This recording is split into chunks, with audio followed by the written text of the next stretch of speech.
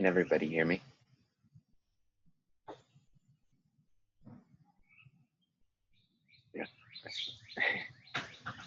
50 nodding heads.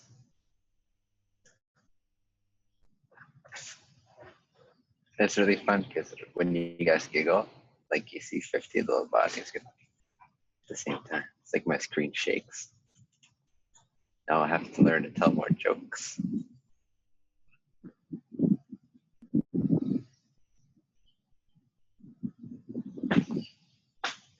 Okay, wonderful. So let's all just drop in, tune in, connect. This is the official start of the program. So cheers.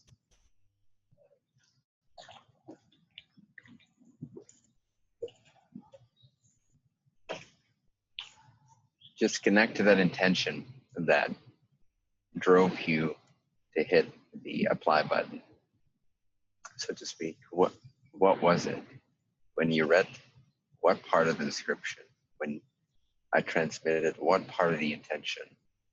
What was it for you specifically that made your heart sing, that made something in you decide to sign up with this degree of commitment?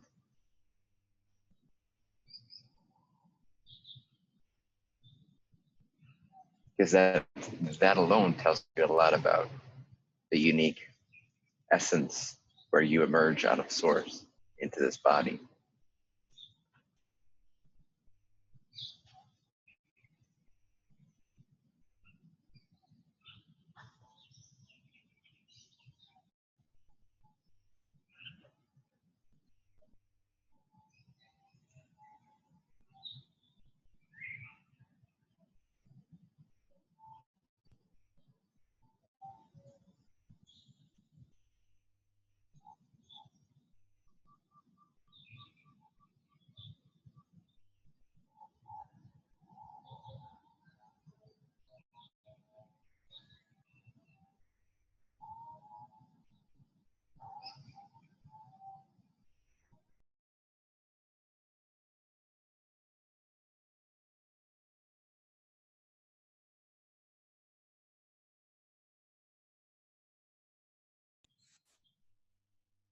So take a deep breath.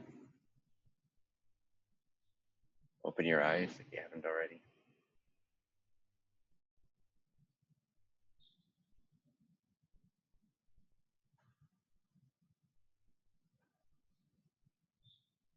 So you will find that at the end of the course, at the end of these 6 months, when you tune back into this space, into the source from where you were inspired originally to participate, you will find that it is as if you return to a space without time, and you're actually tuning into the same exact now that you just tuned into, except that the intention, the awareness that you have of your true identity now, and when you signed up, will have been uncovered that much more when you tune back into that space. So it's like you're in the same space. It feels like you're in the same space, but the truth of who you are is uncovered significantly more.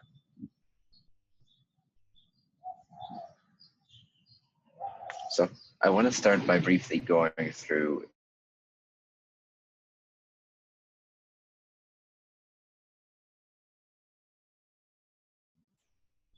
just so we have that foundation laid out so that those terms are clear when we use it in the future.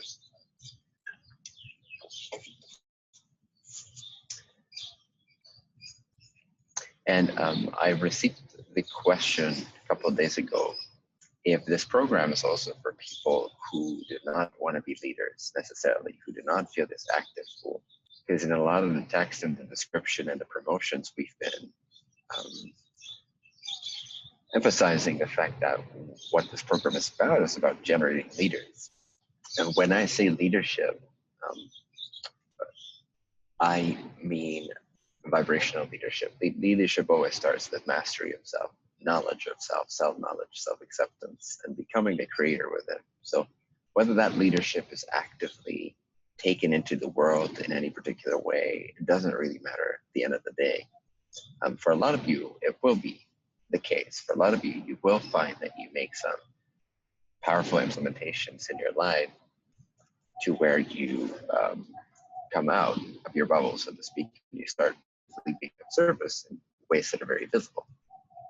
But true leadership begins with leadership itself. So predominantly, that's what this course is for. Now, tier one will be mostly for people that are also willing to be leaders, to step up.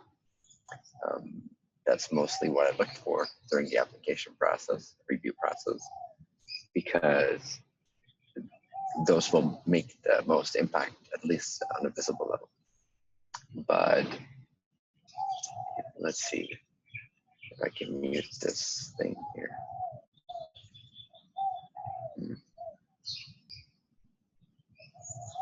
Okay, there we go. Sorry about that. By the way, let me know if you guys can see me clearly enough. There's a bit of contrast going on. Kind of have to choose between me or the nice clouds in the background. So let me know in the chat if I'm bright enough for you.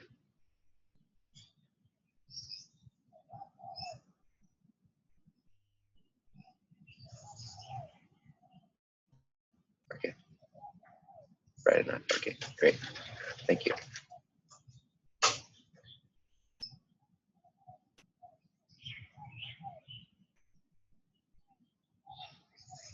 So anyone that's a true spiritual seeker, this course is perfect for. What we're going to discuss here is everything that you need to transform yourself, or anything that you need to get to where you truly desire to go, which is often not where you want to go or where you think you want to go, as we've seen in the Hawaii retreat, which, by the way, is going to be part of your homework, especially if you haven't seen it yet. And maybe you can create a little poll here, Callie. I see a polling option at the bottom. So maybe during this call, in the meantime, while I'm speaking and introducing, starting a session, you can see if it's easy to set up a poll where people can say whether or not they've seen the majority of the Hawaii retreat, just to give me an indication. Because a lot of groundwork was laid there. There was quite a few of the sessions were about the clarification of self, making the self honest to oneself, and that's kind of the foundation upon which we build the rest of our leadership and anything we do in the world and with ourselves. It's ultimately having to be based on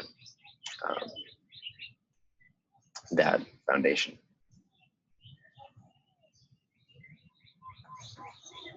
Also, if there's any way to mute the chat for me, because it keeps popping up and it's somewhat distracting. Let me know if you know of a way. You can text me, Kelly or Mike.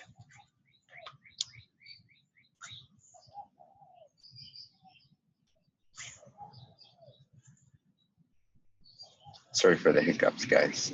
We're still new to the software.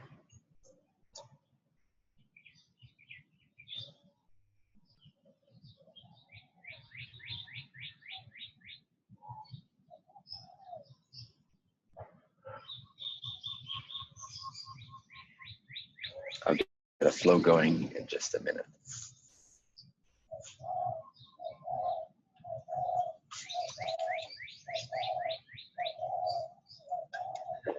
By the way, this is something you'll find very, very valuable to develop, is the faith that no matter what occurs, and especially when you start, say, part of your leadership is becoming more public in your field of expertise or in your field of passion, you'll find that quite a few moments, and things where technical difficulties or disruptions, or perhaps you don't feel so good that day, or whatever it may be. So it's really crucial to develop the capacity to have faith no matter what occurs, that you're not judging the right, but as somehow just being part of that flow, and always faith that that flow will be generated. And it always does every single time. So that it's a form of believing in yourself, I guess, but just keep that faith whenever you have those experiences.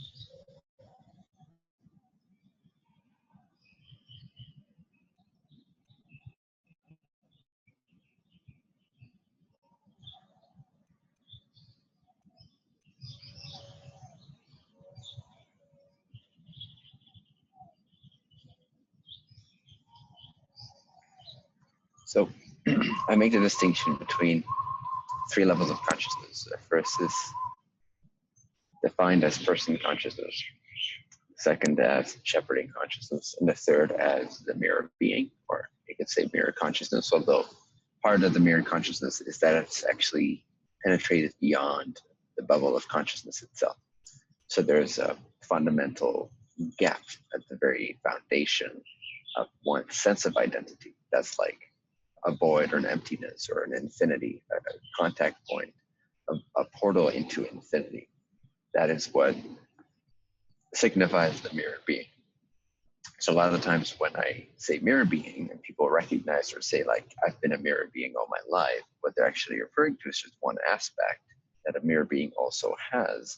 But a lot of wanderers also just have this as part of their makeup, which is that they're very empty and empathetic and sensitive. And so they'll mirror their environment, which is something the mirror being also does, but it's not what I mean when I say mirror being. So it's great that you find validation and recognition in that statement or in those explanations, and that is useful for you. But when I say mirror being, you may as well replace that with God or a sage or a Buddha. So it's not just referring to the capacity that the mirror being has to be a mirror to other human beings' thoughts and emotions and intentions. It's significantly, quote unquote, more than that. It's a true attainment, if you will, that requires great surrender, sacrifice, devotion, practice, realization. So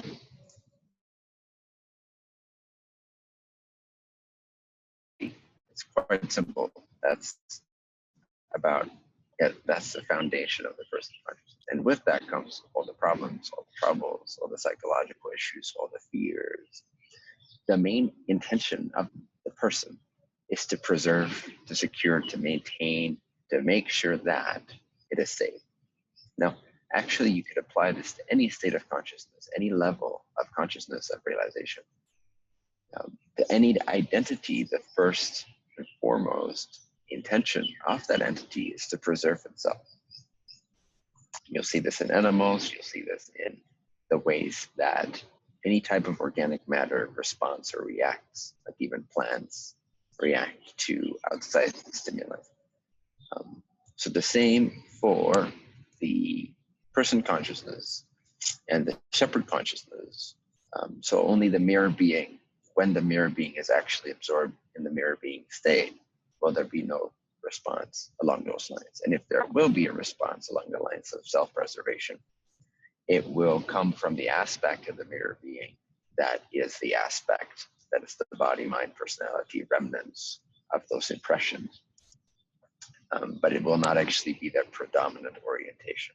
So even though it may show up a little bit within the physical, it may show fears of destruction or some kind of a adrenaline response. The predominant focus of the mirror being, if they really have attained what I've say that it means, then in their world, in their innermost experience, there will not be that fear, even if on the outside it will look like there is that fear, or even if on the periphery they may have an experience of that fear. It will not feel like it shakes the foundation of what they have access to as themselves. But it makes sense. Whatever you're identified with is what you'll try to maintain, right? So this is a core mechanism that all beings have. Now, if we look at person consciousness, what is that awareness? That's the state where awareness is identified with this. So if something threatens this, or even if nothing threatens this, but out of the need to preserve this, I will strategize, I will manipulate, I will intend, I will want certain things, I'll have all these preferences, all these desires, all these fears.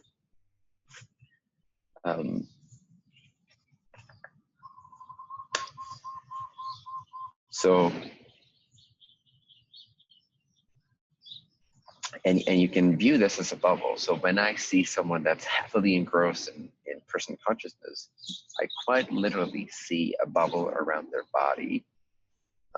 It's not that I see the bubble, it's not like a visible appearance, but it's something that I see with my inner eye, if you will, my sense, where I can just sense where they're placing themselves, where they feel they are, where their I am is positioned, if you will.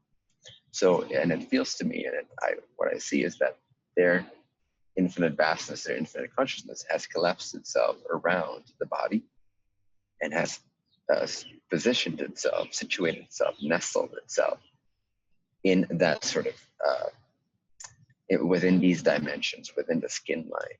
And so that forms a bubble around their body as well that you could call the mind. So when all these thoughts begin to form and conditioning starts to happen, then it's not that only that they're looking for the body, but it's that they're also blind to the fact that they're looking for the body. There's a delusion, there is a additional layer of blindness because we're all up in our heads, if you will. It's like there's another bubble that forms around the head where all the energy goes into thinking to try to preserve the now subconscious, because they're no longer fully conscious of it when we're in our heads. That's why so many practices deal with feeling the body and being mindful and breathing is actually only the first step. It's so that we can get out of our head bubble and get into our larger body bubble to become aware of the foundation, the subconscious foundation of our identity, inside of which we form a more mental or descriptive, which we then call conscious, narrative of who we are, which even further blinds our perspective of ourselves. So first we assume ourselves to be in a location called the body. And then from that point, being practiced so much starts to arise. This happens daily, because we bump our head and we bump our toe. And so we are trained and conditioned to feel that we are in the body. So that feeling starts to become a state of identity. And again, from that space, and as we become like 2, 3, 4 years old, we start developing narratives, thoughts, language, concepts. This is this is that, this is your name, this is my name. When you take this from me, I don't have it anymore. When I take that from you, you don't feel good, etc. All these conditionings start to form, and we create this bubble. Now, for some people, this bubble is more dense than for other people. And for the mirror, you will feel that it is entirely blown open, and they can traverse all these levels of consciousness, if you will, these levels of identification, all the way from an infinite emptiness of identity, where there is not even the identity of I am, to interacting with and experiencing the different flavors and nuances and contexts that people experience. So the person consciousness is all the intention of a person. What's the mission of a person consciousness? So if you're identified with the body, and the body then generates a narrative of self, story of self, names, labels, projections, all that, then what starts to develop is this quite psychotic disconnected or seemingly disconnected sense of self. So, and you can actually feel this in yourself wherever you still have personal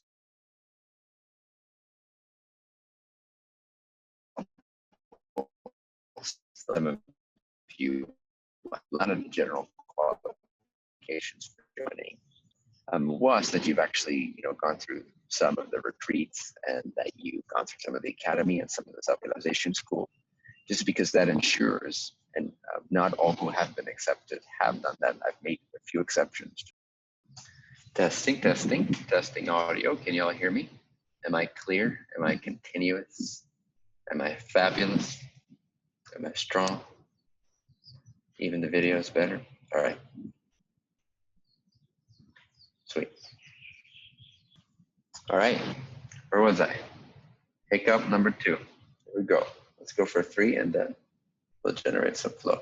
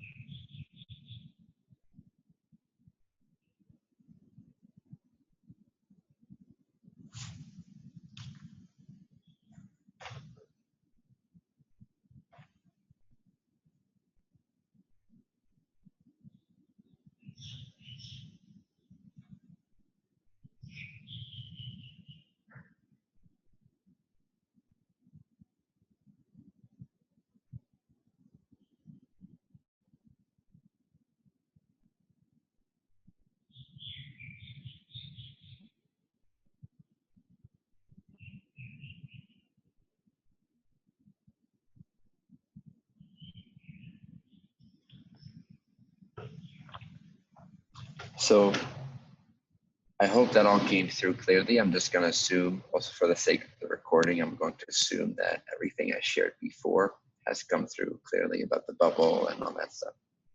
So once consciousness becomes continuously aware of the body as its predominant perception is that of the senses. So all the senses work together to generate the feeling of I am over here. It's the feeling of I am with location, with a sense of the body. This is why if you've done some of the self-realization school teaching, a distinction between the I am and the I, or the pure I. It's not that the I is essentially different than the I am, but oftentimes the I am can be at different levels of distortion, if you will.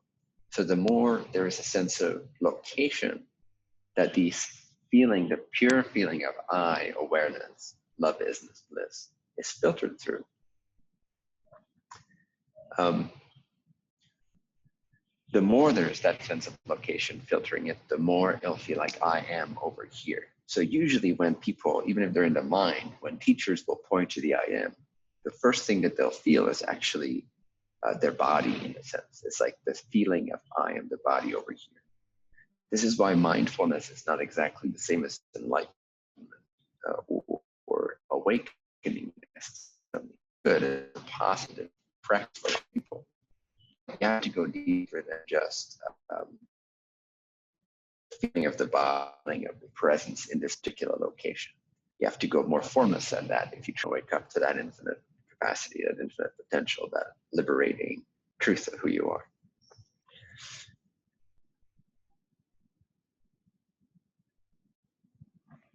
So one way to view the whole human predicament and the whole problem of person consciousness and the cause of that is location. The idea that we as a beingness, as a consciousness, are located somewhere is absolutely untrue. And it cannot be found anywhere to be true except in our assumptions, in our thoughts. So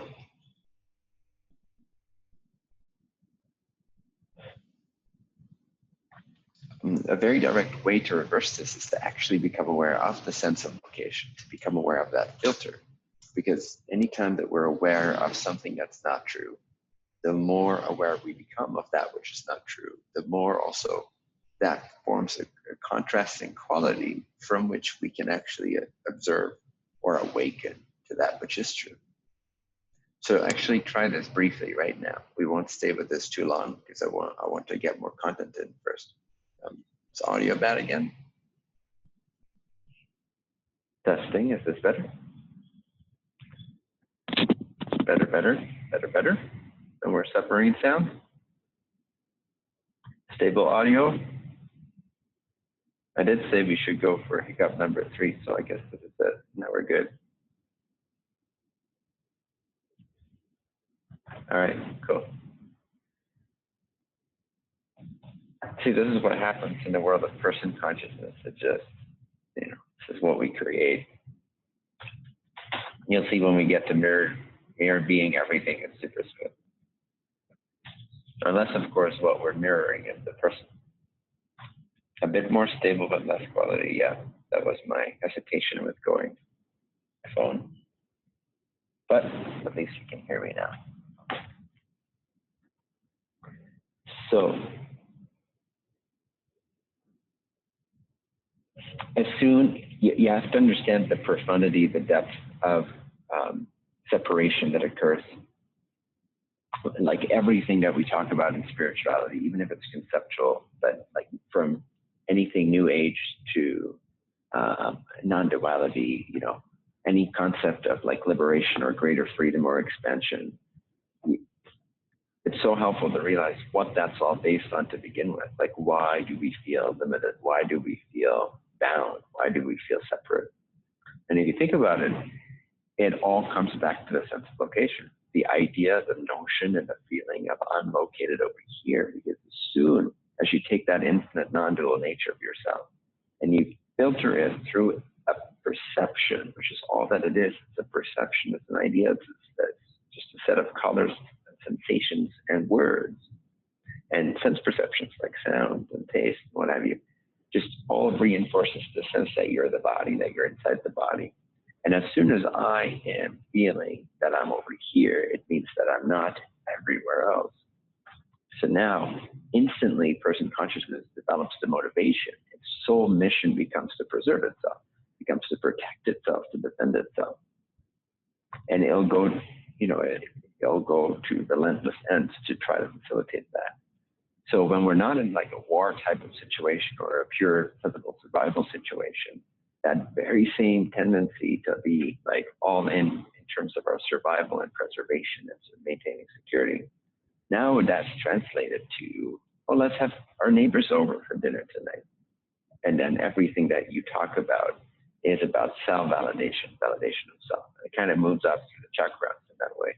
Like if we don't have an immediate survival need, which would be like a first chakra situation, it moves up to that of our personal sense of who we are. And then it moves up, if that's not threatened immediately, like our preferences and stuff, if we're just comfortable and nothing is happening that seems to threaten our preferences, then we care about people, what people think of us.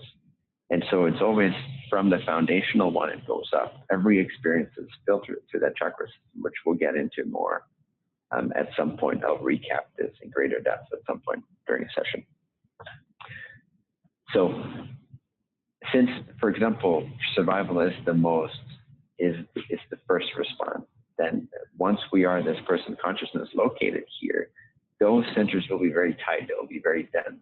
So there's also a different way of actually speaking of Kundalini awakening. It's actually the generating ease and softness and openness around the energy centers, the primary 7 energy centers, is what you could define awakening to be, in a sense of the balancing out of biases. So the most foundational one being that of survival. And when I'm in the same situation, that strategy moves up a notch. It moves up to my preferences. So if my preferences are safe, then it moves up to social validation, making sure that I belong to the group. And this is the one that's most prevalent because this is the one we're most triggered by. This is the one that's most obvious. And this is the one that's really interfering usually with with our next level choice, which is what this transition on Earth is all about. It's going from third to fourth density and being able to choose the opening of the heart to include other selves and be of service to others, which of course constitutes the shepherd. Without that, there is no shepherding consciousness. So this is something that we need to address, is this whole thing of personal validation. And that's why I would really love for you guys to watch the Hawaii retreat, because we instructed in great depth this topic, which is great because that means we don't have to waste a whole session or two discussing it. We actually have multiple sessions, and it's all available as a recording, and you can all access that for free. So it's actually a great empowering bonus to the foundation of this the 6 months course, and it gives a lot more time to go into the more finer or subtle bodies of work that are generally more exciting because they're more cutting edge, they're more sort of sci-fi-ish, if you will. And they're really exciting because they're not so much about the nitty-gritty, they're more about the expansion aspect and how we can activate things within ourselves that we didn't know we could activate before, and how we can utilize that to become powerful leaders, whether just of our own personal vibration predominantly, or also whether we can crystallize that and actively benefit others on a very visible level as well. So, person conscious main motivation is self, is the personal self. When you grow tired of that and you begin to understand that this is actually not the way to happiness at all, one begins to be open to shepherding consciousness. Now, the shepherd identifies with the vision. And when I, throughout this course, when I use the word the vision, it is synonymous with the benefit of all, the greater good of all beings on planet Earth at this time. So if you picture planet Earth with all the billions of beings that are on it, and you imagine that there is a subconscious energy field that constitutes all of our physical expressions, and that somewhere within that field of intelligence, within that, you can kind of visualize this as the aura of all beings combined, like the collective aura of all. Let's just keep it simple and say humans, but it also includes all other creatures. It even includes rockness and waterness and airness, fireness. So it's the entire beingness that is Earth. It's the entire entity of Earth. It's our entire sphere or plane of being. So imagine that kind of like a collective aura or energy field or consciousness.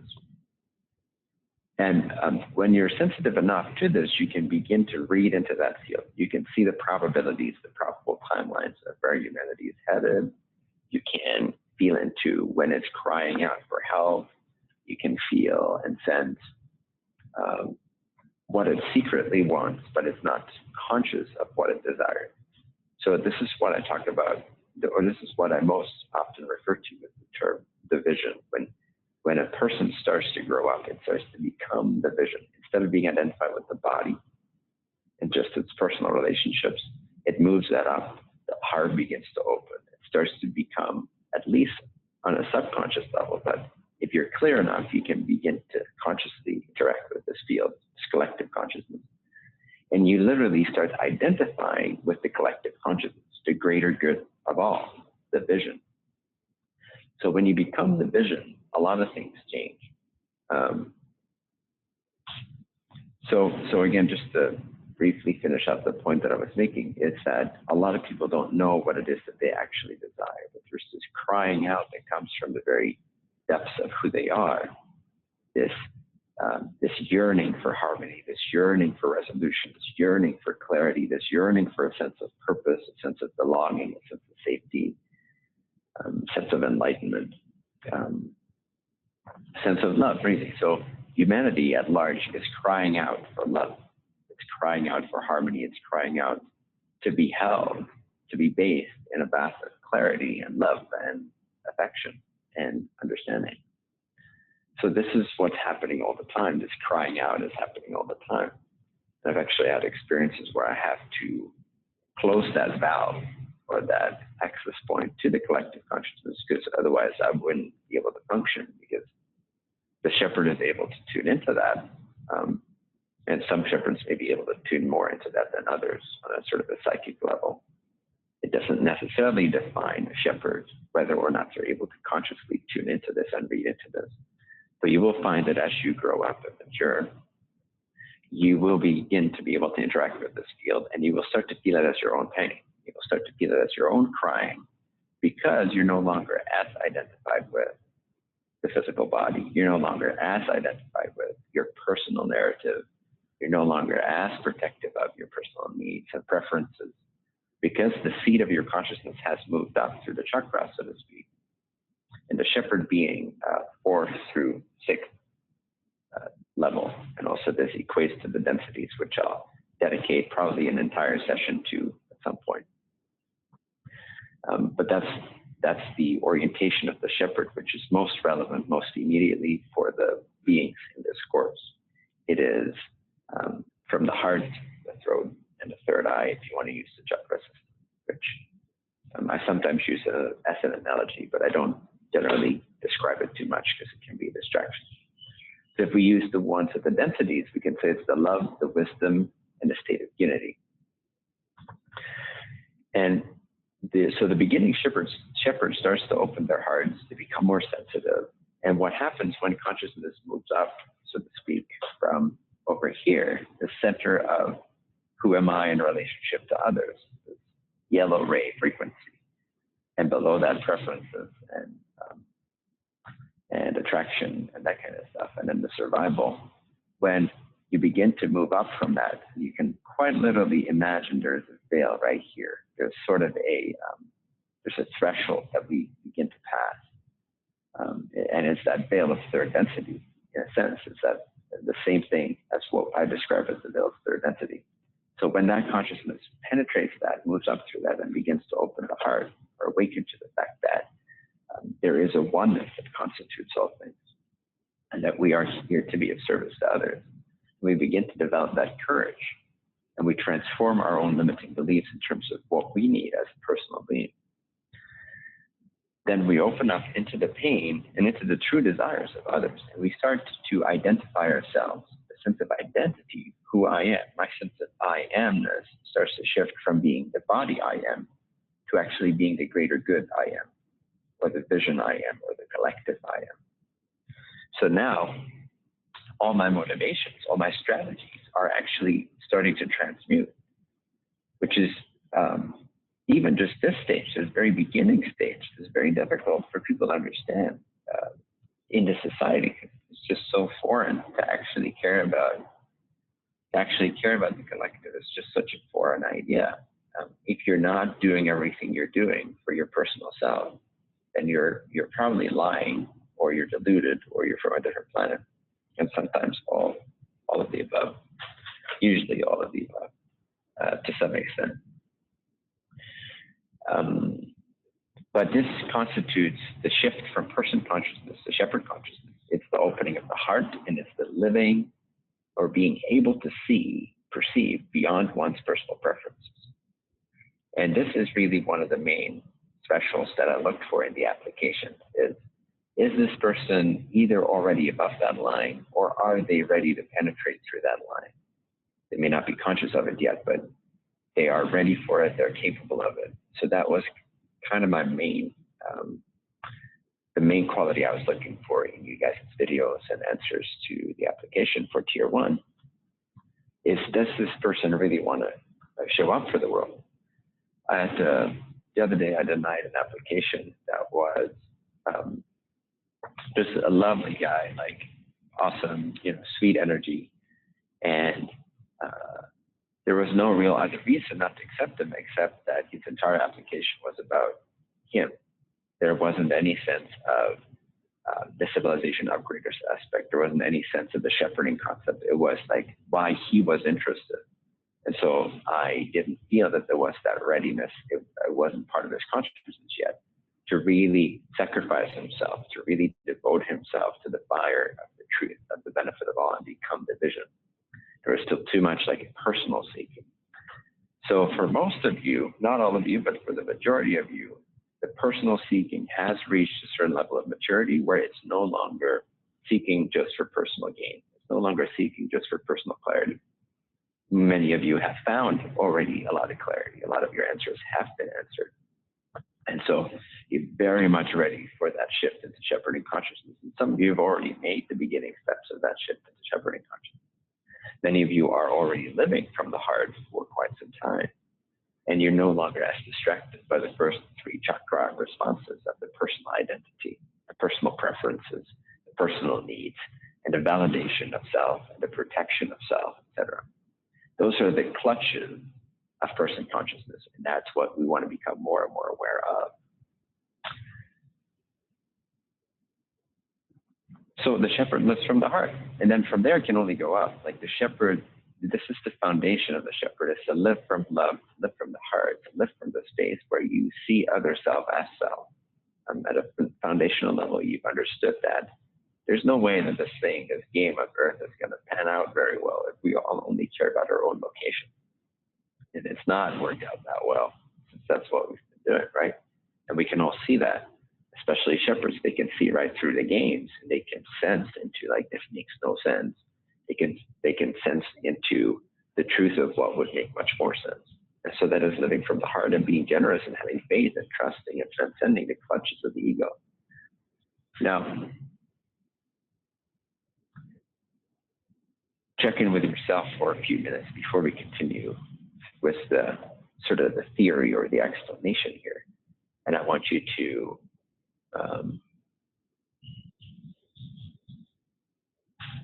just for about 2 or 3 minutes, I want you to feel into where your seat of consciousness is predominantly oriented. And you can imagine the veil that I've described, the veil that sort of separates or distinct, should I say, the layers of consciousness that are below that, which are all to do with location, protecting location, preserving location, satisfying location, validating the body, and the personal mind bubble that has formed inside of the locational bubble of who I am. So again, there's that consciousness wrapping itself around the body, generating the bubble of I am over here, which is what mindfulness becomes aware of. But inside of that is an even denser bubble, through which then all that consciousness of that greater sense of I am is filtered in terms of a narrative, and it becomes about the intentions and strategies and manipulations, and it's constantly thinking and protecting itself. But that all has to do, even though that bubble can be felt around the head, because so much energy goes to the brain, at a very physical, electromagnetic level. It's actually coming, it's originating from an energy point of view. If you were to see this etherically, it's because of the blockages and the contractions that are in the lower 3 energy centers, which have all got to do with the protection of location or the validation or proliferation of that location-based self, which is what we call like egoic ambition or egoic expansion. So I want you to feel into that, and then visualize this veil, sort of this horizontal field that makes that distinction between the lower 3 centers and that first blossoming sort of flower of life that resides within the heart. And feel where your consciousness is predominantly focused or oriented. And just be honest with this about yourself, with yourself. Just intent to see it clearly. Intent to reveal to yourself where the seat of consciousness is positioned in your energy field. What percentage of it is below that line, therefore still in the clutches of person consciousness, where inevitably whatever you do, including this course, including listening to me, inevitably, you could almost say innocently, it's going to be about validating yourself, protecting yourself.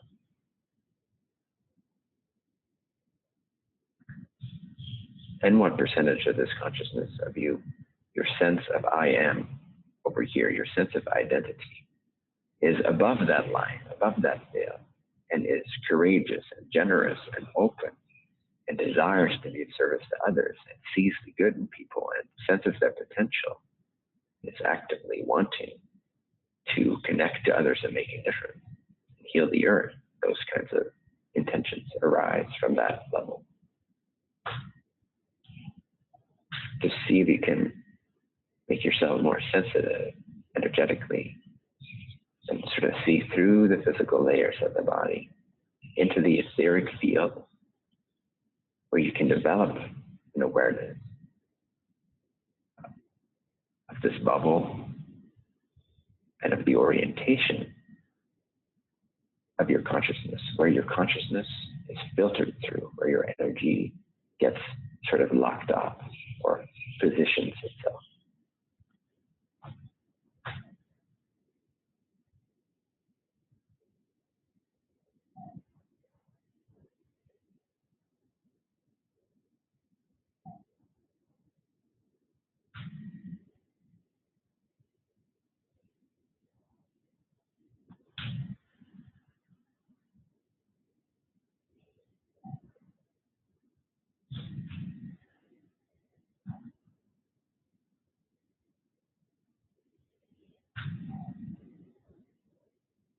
And again, just be honest with yourself.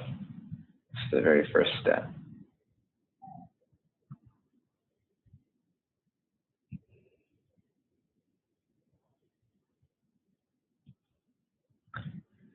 Because sometimes we think we're already past this stuff. And in many ways we may be, at least on a conscious level. But you have to understand that we're dealing here, even if predominantly your consciousness is focused like 4th, 5th, 6th and up.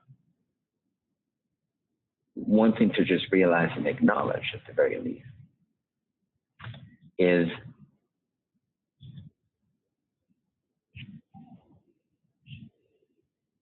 that we're dealing with decades, in most of our cases, we're dealing with decades of social conditioning, programming, psychological, energetic, etheric, subliminal infringement.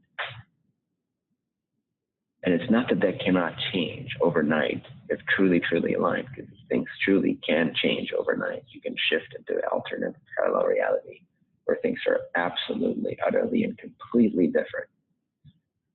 So it's not about looking at it as an obstacle or a blockage. It's just about acknowledging what still operates the vehicle and your intentions.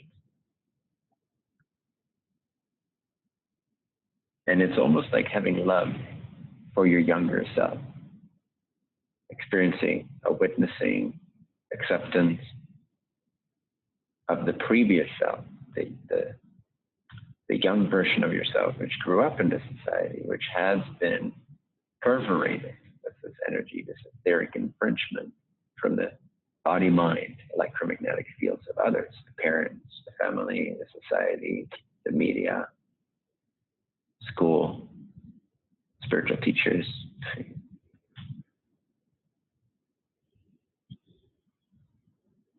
So just understand this so that you can have a love for yourself that shines through even when you're sort of consciously running around, feeling very spiritual and shooting for the stars, which is great. It's a great intention, and we'll definitely shoot for the stars in this course. Don't worry about that. But a lot of the work is foundational acknowledgement of what is operating, what is running our energy field, even if it's just 10% of it. But still to acknowledge that is what the shepherd's duty is. Because the shepherd's intention, again, remember, is to purify itself so that its service to others can be empowered, can be made clear and pure, and its courage can be increased.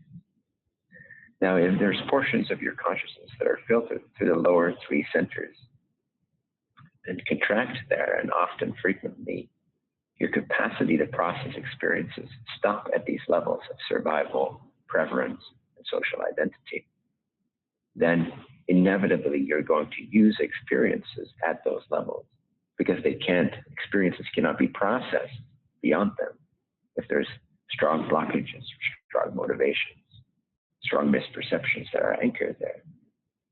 So be aware of this and feel into it. And for the sake of time, I will continue But I encourage you greatly to tune into this frequently, to become aware of this principle of the veil between the third and the fourth chakra, if you will, energy center, during your everyday interactions, during your social interactions. Where are you speaking from the lower three centers? And when are you truly speaking from the heart and the throat, wide open, radiating authentic truth, straight from source, or at least straight from who you really are, what's authentic for you in that moment? When are you speaking freely and confidently, yet humbly at the same time, from a spacious feeling of self versus a contracted sense of, I hope people appreciate what I'm saying. I hope I get this. I hope this doesn't look like that. So in everyday interactions, become aware of this mechanism. Another example is, let's say someone scares you.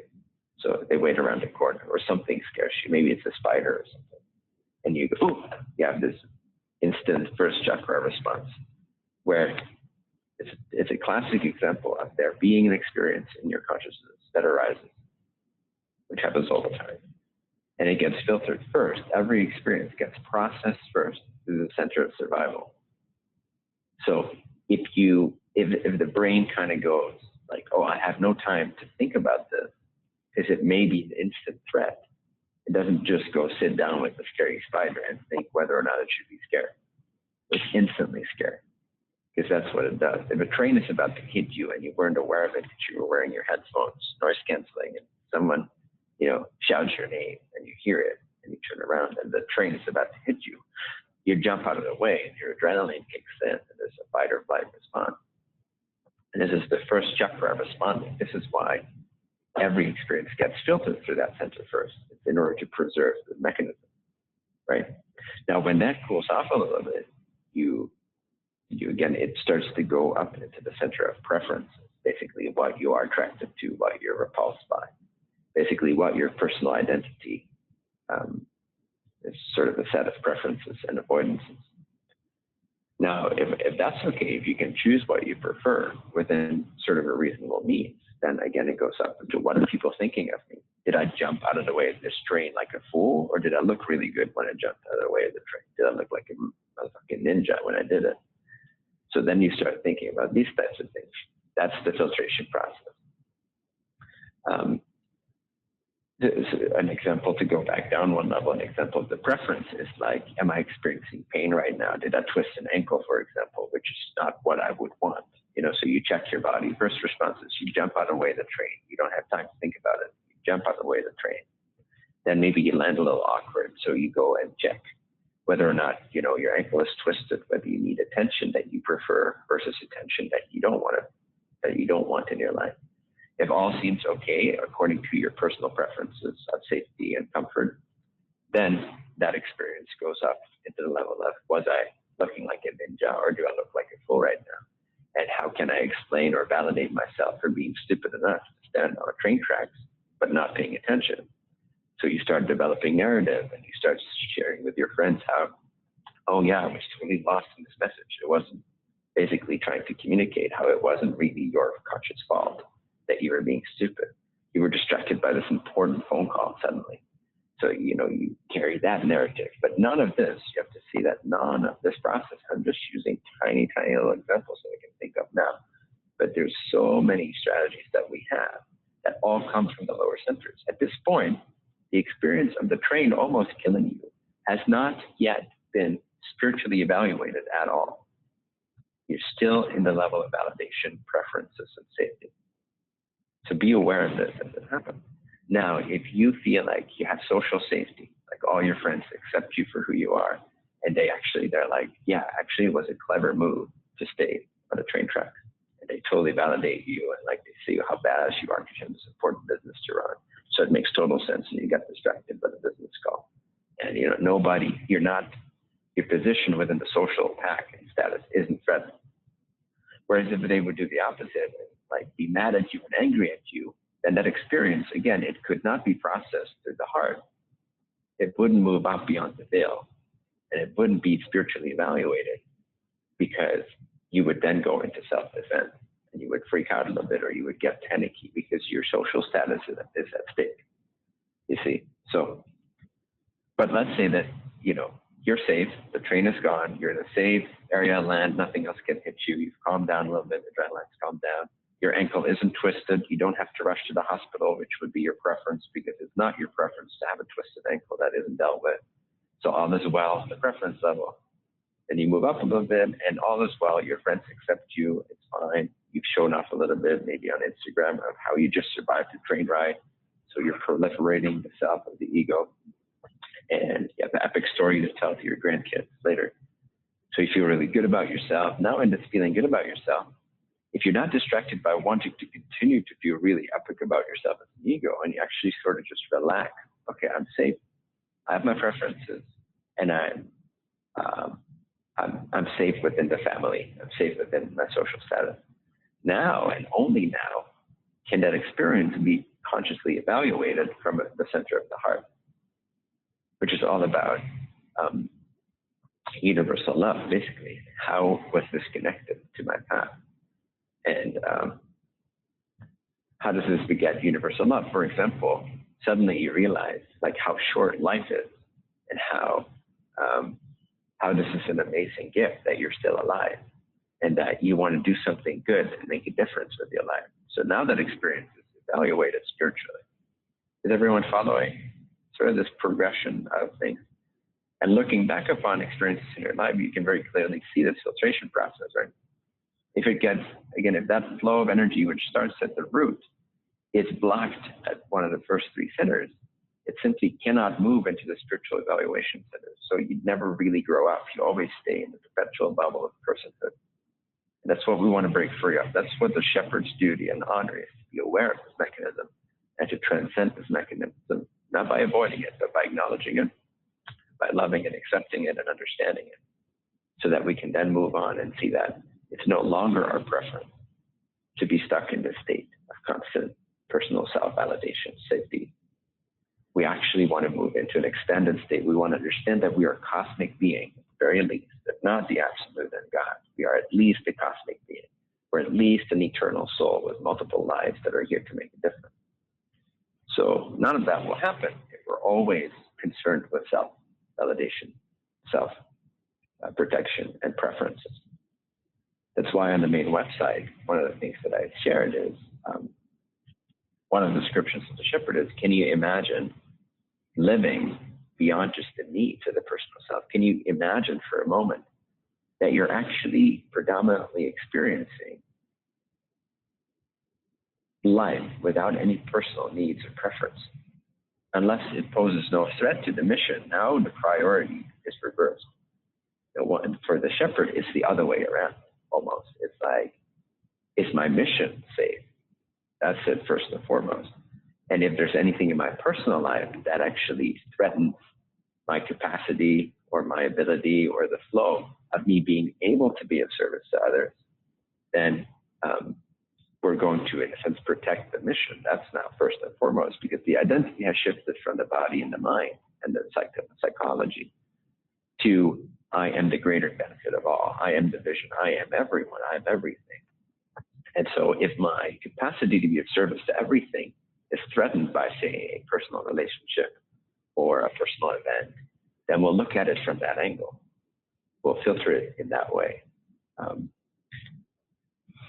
But it will come with much less contraction, because there's, at that state, there's so much spaciousness and openness and confidence and trust and flow with the universe that it's not really about preserving anything. It's just about making the right choices and being able to discern what allows us to be of service, what allows us to fulfill our purpose and our mission, and what doesn't. So we make distinctions. That becomes our preference, basically.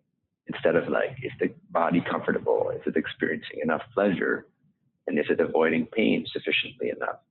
It becomes more along the lines of, am I able to be of service every day in my current circumstances? Or do I need to change my environment so that I can be more of service? Do I need to change my relationships so that I can be supported to be more of service? Now our preference has not to do with the body, but the body of everyone, the entities all around the world that are crying for help and clarity. Does this make sense so far? Just nod your head if it does. Does this resonate? Does this ring true? Is it a feeling of This makes sense to who I am and why I'm here. Not your head, if it does. I'm trying to have to like navigate through 5 pages, see all the heads. So we'll do questions in the next session. So if something is really unclear to you about this, because I do want this mechanism to be clear to you so that we don't really have to address it anymore, because the chakras really, they're not that important conceptually. You don't need to know what is. Honestly, I don't even know that much about them conceptually. I just know what I do know, which is experiential, and they're analogies. The chakras are analogous more than anything. They're not that important because they're not that direct, but they can help you reflect upon and give an image to the mind as to what's making progress and where you're coming from. So I don't really want to spend too much time on the chakras, but I do want you to understand the shift from person to shepherd. So if something about that is unclear, just for now, just write down the question and ask me after the break. All right. So let's say that the shepherd moves up this ladder.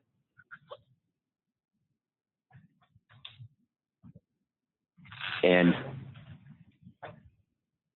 it has now become reliably positioned in the heart. So it doesn't mean you never get triggered, you know, like don't set these kinds of weird standards for yourself because you're just going to judge yourself. There's a lot of your consciousness that is been programmed to get triggered. So it takes a lot of work to get to the space where you're able to be trigger free most of the time. Even then, don't identify with being someone who never gets triggered, because that's just another ego thing. Like when you do get triggered, if you notice, you'll go, you know, a lot of people will recognize this as like they get triggered, and now you actually identify with not getting triggered. That's your spiritual identity. So you'll go, oh, God damn it, I still get triggered. I need to hide this from my spiritual friends. And I need to pretend like I didn't really get triggered. So don't develop an identity out of that either. It's fine to get triggered. It's nothing personal. And it's not even indicative of who you really are and what your intentions are. It's just a product of having so much conditioning that inevitably there's going to be a situation you've never looked into before. There's going to be some dynamics that in the right circumstances coming together, this will help you clarify yourself, and your higher self will set this up for you. So don't judge yourself when you do get triggered. Actually receive it with gratitude, because it's intelligently orchestrated so that it can become conscious to you and help you eliminate it, clarify it, transcend it by loving it to death in those lower energy centers. And that will only allow your foundation to be more powerfully supportive of your mission, who you are in truth. So actually look for it, not look for it, but appreciate being triggered when it arises, even when you've already gotten to a place where for most of the time, you're not really that triggered anymore. So once you become reliably situated above the veil, and this is already an amazing accomplishment, like a lot of you guys are not at this stage, I'll just tell you right away. You want to, and you've glimpses of it, but that's what inspired you to participate here. But there's a lot of going back and forth between the lower contraction, so to speak, and that truly expanded, being liberated from personhood state. Okay, so this is not just something you do overnight. This takes a lot of work. This takes years of intense practice and true intentful self-investigation and self-love, really. So,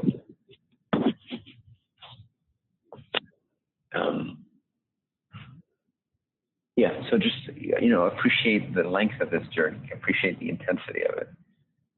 I'm guaranteeing that you'll only be able to integrate about 5% of the content that will be shared with you during these 6 months.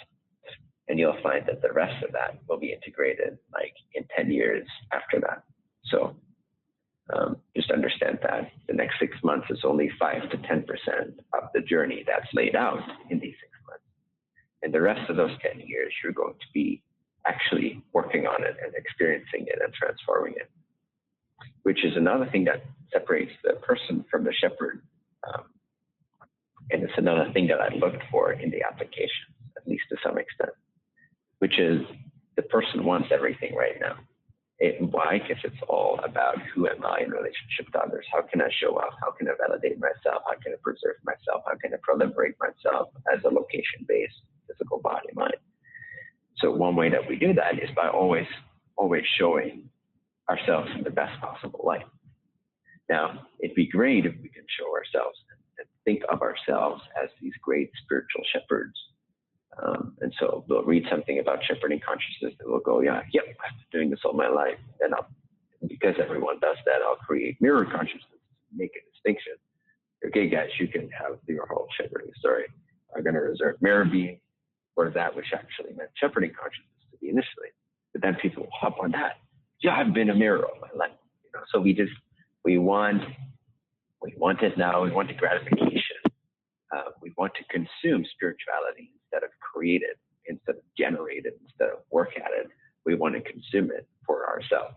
So that's an identity thing. So it's very, very important if you are true, if you're sincere about being a shepherd, it's important that you understand the length, the depth, the intensity, the sacrifice you're going to have to go through. It's better to realize this now and quit if you're not up for it, and we'll consider a refund, maybe. But you have to understand. You have to understand that this is an all-in kind of thing. You cannot do this as a hobby. This is not a painting that you put on your wall. This is not a redecoration of your house. This is a completely turning inside out of everything you've ever known about yourself and everything that you think you want. And you're going to experience sacrifice. You're going to experience really confused times. You're going to experience really lonely times being extremely misunderstood and misplaced. You're going to have, and many of you have already had these experiences, probably all of you to some extent. But I just want to prepare you. I don't want to give a false image like this boot camp thing. If you join the army and you're getting trained, your muscles are going to be sore. And this is not the type of course where we're going to pussy around. So this is spiritual workout. And it's going to be the most rewarding thing you've ever done, but it's going to be the hardest thing you've ever done as well. If you do it right, it's really hard. And it's not always fun, but it is fulfilling. Like a really good workout at the end of the day, you're like, fuck, that was hard, but I feel so deeply grounded in myself right now. I feel so fulfilled. And now the bag of chips feels like totally guilt-free because I worked out, So it's kind of like that feeling almost, but at a much more profound level. So when you work out hard spiritually, the reward at the end of the day is that you feel God being really, really close to you. It's a little hard to explain, but it's like God moves forward into your consciousness rather than it being sort of this deity or this thing far, far away that you'll reach someday. When you've done the work that particular day or that particular challenge that arose, when you've just faced it completely with everything that you have, full integrity, and you've exhausted it to the max capacity, you've completely given everything to it, and at the end of that challenge, it's like this relief, and oftentimes you'll have like just tears of grace flowing down your face because you've given it your all, and what's staring you in the face right now is just the light of God, and you're strengthening your connection to God, the self, the true self. And your connection, every time you have that celebratory state, that grace state at the end of really giving it everything you have, knowing that you did the right thing no matter the consequence to the personal self. That rapid, accelerated purification path that we're teaching here, which again is not for the faint of heart, it is like a military boot camp for the physical body, this is for the spirit. What happens is literally God comes to greet you, so to speak, and because you're pure, because you're innocent, it's like God will enter your heart. And there's nothing more rewarding than this. There's nothing more fulfilling than this, knowing that you did the right thing, that you showed up with honesty, integrity, and fearlessness. So that's what we're training here. And it's going to cost you everything.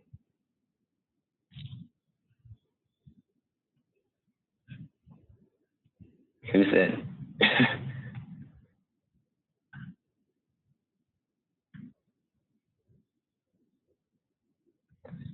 So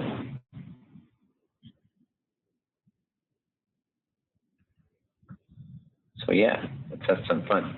But the good thing here is like you're not on your own anymore. You know, this is why this is a beautiful creation. This is what I appreciate about what we're able to create these days with the internet and these, even though, you know, it's still like shabby and glitchy and stuff, and it's nowhere near what it will be in 10 years. But just the fact that you're able to see me right now and I'm able to communicate with you and you're all able to see each other here and feel all that communal support. And then go back to the Facebook group and chat and set up your own meetings whenever you want to and subgroups if you want to. There is support available and there is clear guidance available here. I wish I had this course. I can't tell you how much I wish I had this course when I was younger. So I'm really excited for myself to be able to create this, you know. So you're going to lose everything, but at the same time, it's probably going to be easier because you're gaining so much more of your true family while you're doing this, instead of just having the illusion of being all by yourself, which you'll probably have to go through anyway. I'm not sure because I didn't have this platform, right? I know for myself, that's been a big part of my journey. And the purification process is dealing with that loneliness and misunderstanding. But maybe it's different now. I don't know. We'll see. Maybe I'm just dragging old cows out of the ditch, as they say in Holland, and projecting it onto the future. Maybe you will not lose everything. Maybe you'll all be like great and joyful and epic and community-based, and you'll be understood and you'll make the best of friends and stuff. But I'm pretty confident there will be an element of moving through the fact that you're all alone, that kind of experience will occur. This is part of the purification process. So let's see. Okay, a little bit more time before the break. So I'll just continue along these lines progressionally. This shepherd, again, the shepherd is from 4 to 6 density, if you will, which is analogous to an extent of the chakras. It's not exactly the same, because each density has the 7 chakras. So you have the 7 chakras also in 4th density. So it's kind of like sub-levels inside of levels, but the 6th chakra is somewhat analogous to the 6th density, though it's not equal. 6th density is way more profound than the 6th chakra experience in 3rd density, if that makes sense. But it's interconnected more directly than, say, the 3rd chakra is connected to the 6th density. So it's kind of like this body in 3rd density is kind of like the telephone that can dial the numbers. This one can dial the number of 6th density better than the 3rd chakra telephone can dial the 6th density number. If that makes any sense. It's kind of like that. But again, each density has the chakras, but sort of upgraded. So there's kind of the 7 chakras beyond these 7 chakras once they're purely situated in the vibration of 4th density. And above that, the 7 chakras as they are manifest in 5th density and 6th density, etc. So it's not entirely exact. You know, the 5th chakra doesn't mean 5th density. There's a difference, but there's also a connection. So the shepherd lives predominantly or has the seat of their consciousness, where their consciousness, their I am, is seated, you could say. And again, this is analogous with Kundalini awakening, if you will, is between the 4th, the 5th, and the 6th. That's sort of what the shepherd is working with predominantly. And it's, you could also say, if you look at it from the density, downloading the density understandings, it's balancing love and wisdom into unity. So the shepherd will find that when they first sort of step out of the personal bubble, they tend to be really, you could almost say overly loving or compassionate. It's almost like a reaction to having been so contracted and suppressed. Now suddenly it's like, we have to do this. So maybe, you know, one example of this, when people sort of unconsciously wake up to the heart center, it's like maybe they'll join Greenpeace or some kind of like, you know, give all their money away or like nearly destroy themselves sometimes. And this is great because this is what the planet needs as an example, because the planet, mainstream planet, needs that example for their 3rd D mind of what that 4D it's like, so that they can contrast that to their experience and figure out where they need to grow. However, to the wanderer, to the shepherd, this is important, by the way, to realize, to have your attention. The shepherd, or the adept, you could say, their intention is not just to do what mainstream does. It's not just to learn the lessons mainstream has the lessons in order to be able to graduate to fourth density civilization. The shepherd's intention is to grow beyond that, to really integrate fifth and sixth density understandings as well, those higher levels of consciousness. So we don't just stop at opening our hearts. We're also going to be meticulously working in our daily lives with balancing this love with wisdom. Example, let's say that I just woke up, I just sort of started penetrating and piercing beyond this separating veil between the personal self and the cosmic self, or at least the other entity-based self, the self that's based in Earth, Mother Earth, and the consciousness of humanity.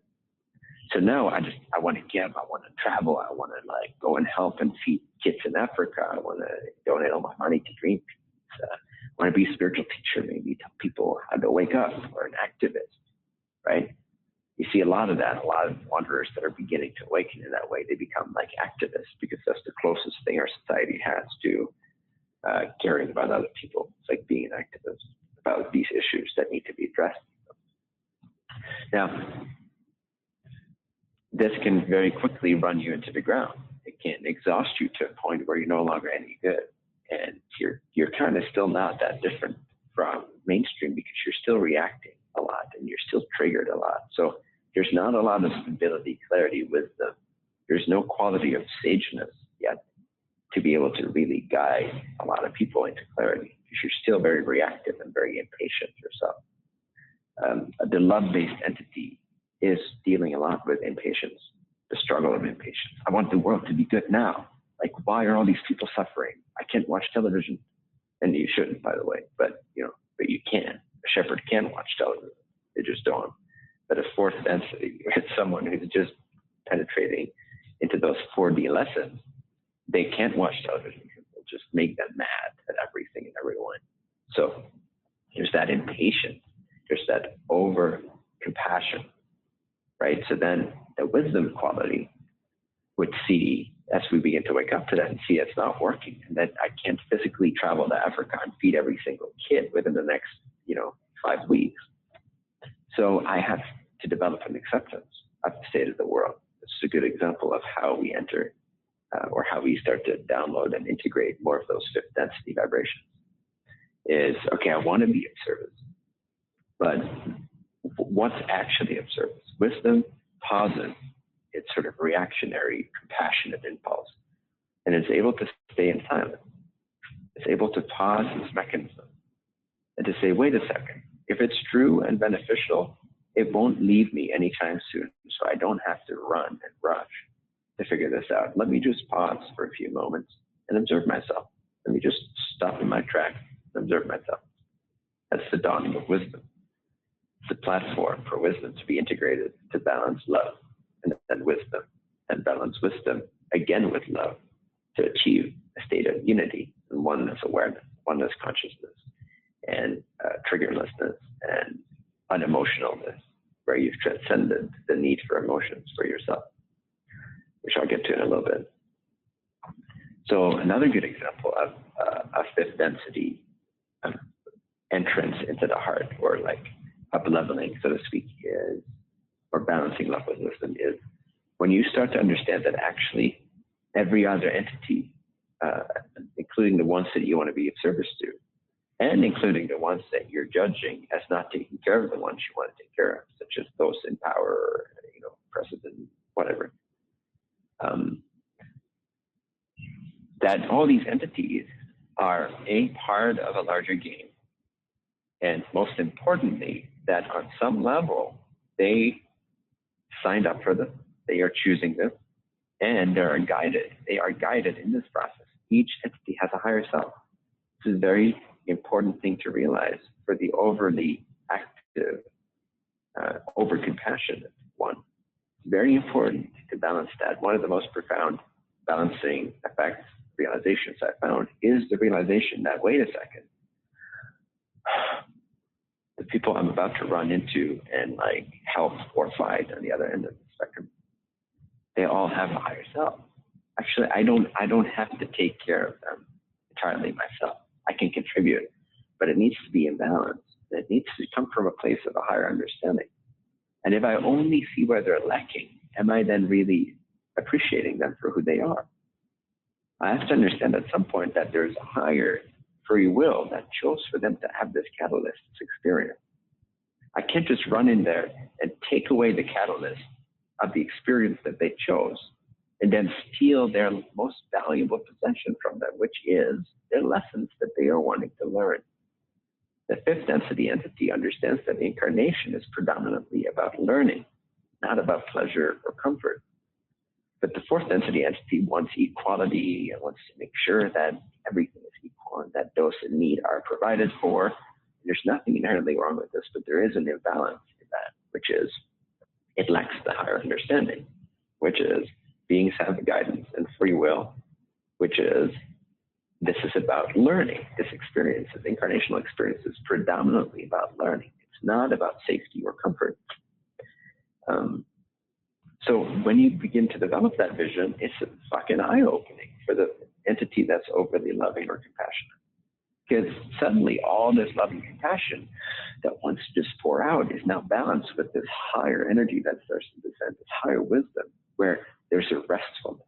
And that energy, that passionate energy that sees the love and the crying out in beings, now also sees the higher level of why they chose this and how it's beneficial for them, even if their personal consciousness can't see it. Now, the wanderer or the shepherd begins to interact with entities on a much more fuller spectrum. They can start to see both the higher mind perspective and the lower mind or the conscious mind perspective. And this is so helpful in being able to reflect and help people, because if you're going against their higher mind's intention, but you feel like you're doing the best thing, then you're really not, and you're just working both of you guys into disaster.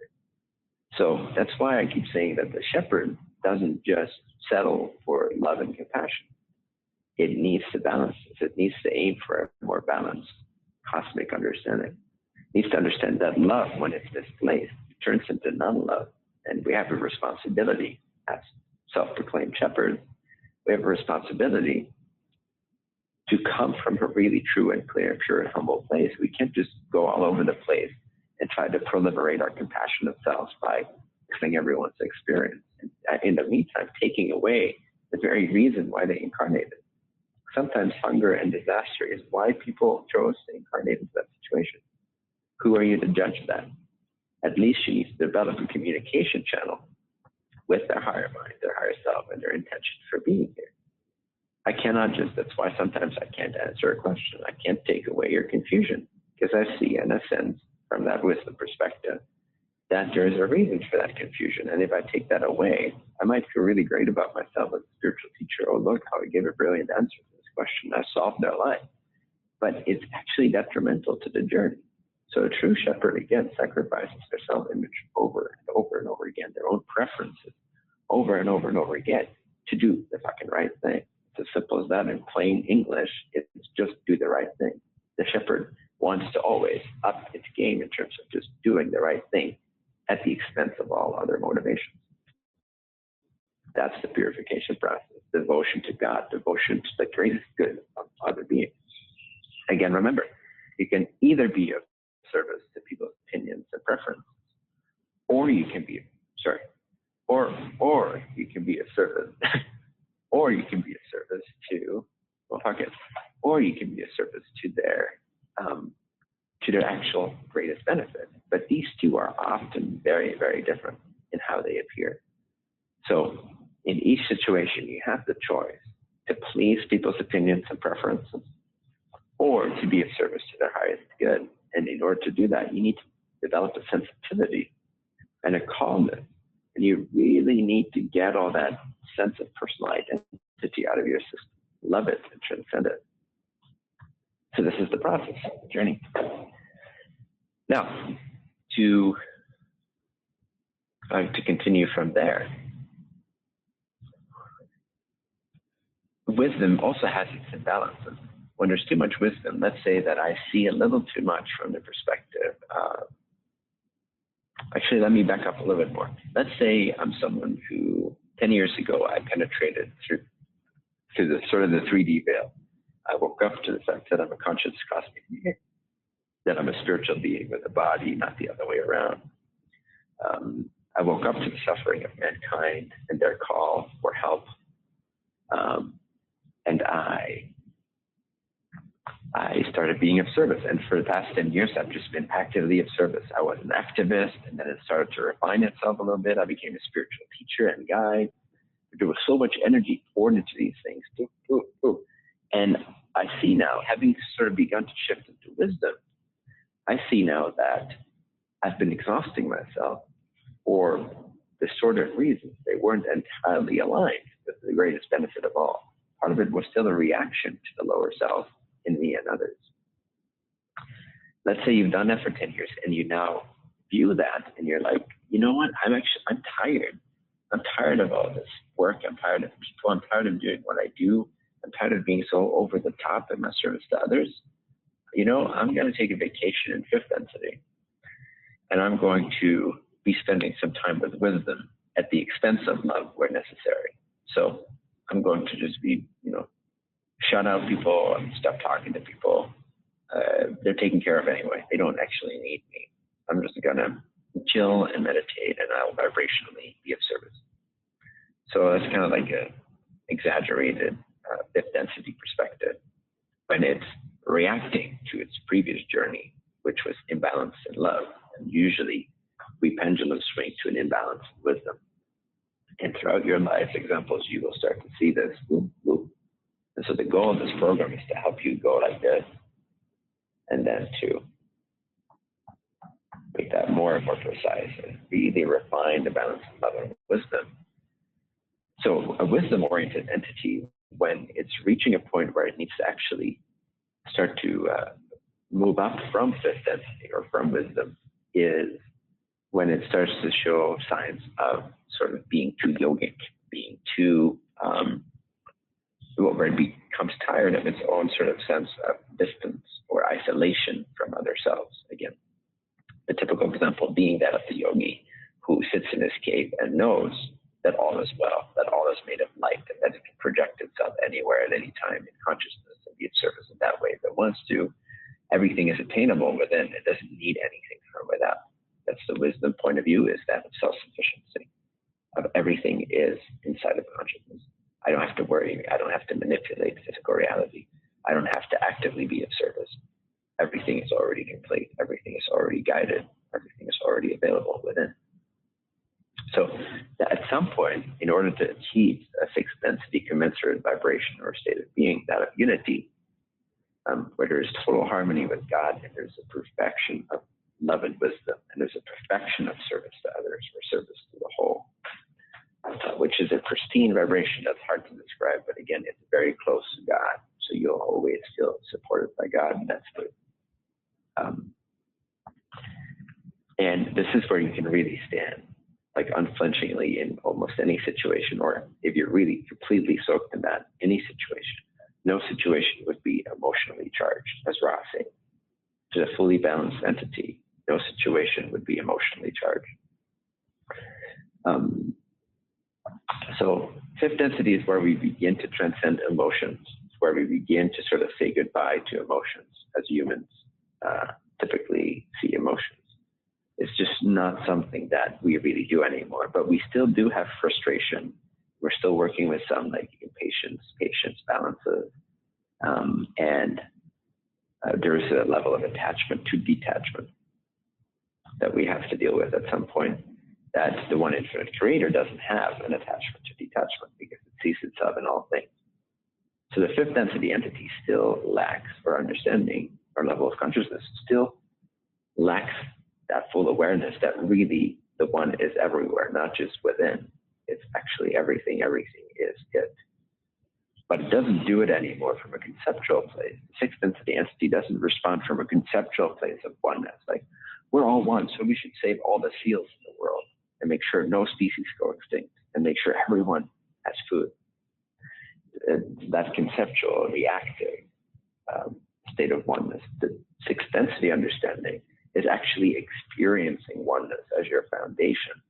And from that, gauging what is of benefit and what's not of benefit as situations arise on a moment-to-moment basis, where love is balanced with wisdom, and wisdom is balanced with love, and there's no attachment to attachment, and there's no attachment to detachment. And there's just this open, pristine perfection in your actions and in your speech. And when people witness this, when people witness you in a state like this, oftentimes they'll be really blown away by the clarity and the precision with which you're able to communicate. Those that aren't as advanced yet, those that aren't really seeking yet, they'll probably see you as unemotional. They'll see you as a fourth density entity would perhaps judge a fifth density entity. So too, the third density entity judges the sixth density entity as being aloof and uncaring, because the sixth density entity doesn't operate based on emotions and comfort. They operate based on the law of one. And so it's a totally different vibe. That's why it's amazing to read the law of one and to get over the feeling that they're robotic and actually see how they're coming from a state of such pristine, perfected balance between love and wisdom and love. And they come from the unity perspective. And it's just amazing to be exposed to that. We have material like that on Earth today, where an entity established in that state, not just in that chakra state, not just representative, but actually in that native density, speaking through a channel where we can get a feeling of that transmitted through the words and the way they respond. When you read the law of one, I'd say about 40% of the importance is the content and the instruction. 60% of it, especially for the shepherd, is the way in which they respond to the questioner, what they answer, what they don't answer. One of the funnier examples would be where the questioner lays out this really complex statement that's like half a page. And then at the end of it, they ask, could you comment on this? And Ra says, yes, we can. And that's the answer. Because they're just responding to what's asked. They don't make assumptions like humans do, right?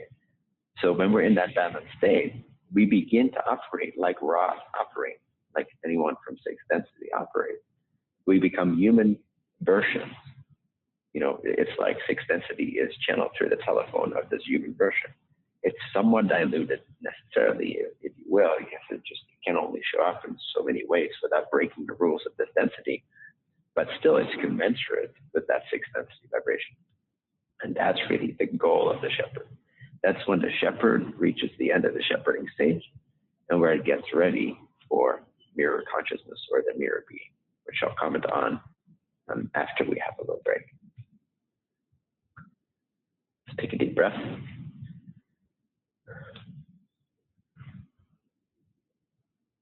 Like I said, this is going to be a boot camp, and there's going to be content here for you to digest forever and ever and ever. Because the beauty of all this stuff is it spirals around. So you hear it once and you forget about it. And then, you know, a couple months later, it comes back in another lesson, but it's totally understood from a higher level. And then maybe you think you've mastered it, and then it goes back into the subconscious. And then another opportunity is there, and it allows you again to perfect this information. So not just with this topic, but all the content that I'll be sharing during these 6 months, you'll be fully equipped. You'll be a one-man army of spirituality, if you will. And like everything that you learned, you can see from so many contextual different points of views and understandings that you'll never be lost, really. There's always something you can reach for that is going to aid you in that position, that's going to accelerate your journey instead of make you go down, which is my job. My job is to help you be able to have all the understanding at your disposal, not in the conscious mind, maintain this concept, but actually embodied at least to some extent during these 6 months. We want to go up a few spirals of integration with this material, and then you can do the work on your own from that point, and you will have to. But my intention is that you'll have such an arsenal that there's no state of being, state of mind, challenge that you cannot face on your own with these in a way that accelerates your journey and that of others. So let's have a little break. Be back here.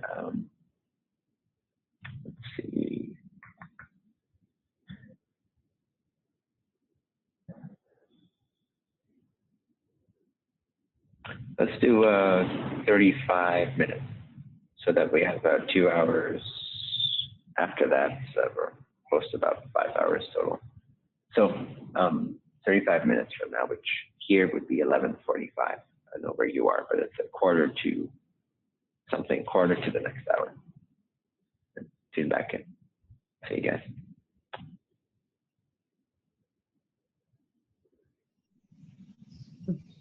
Almost confusing yourself, because the minute you like have any thought about being confused, you aren't, kind of thing.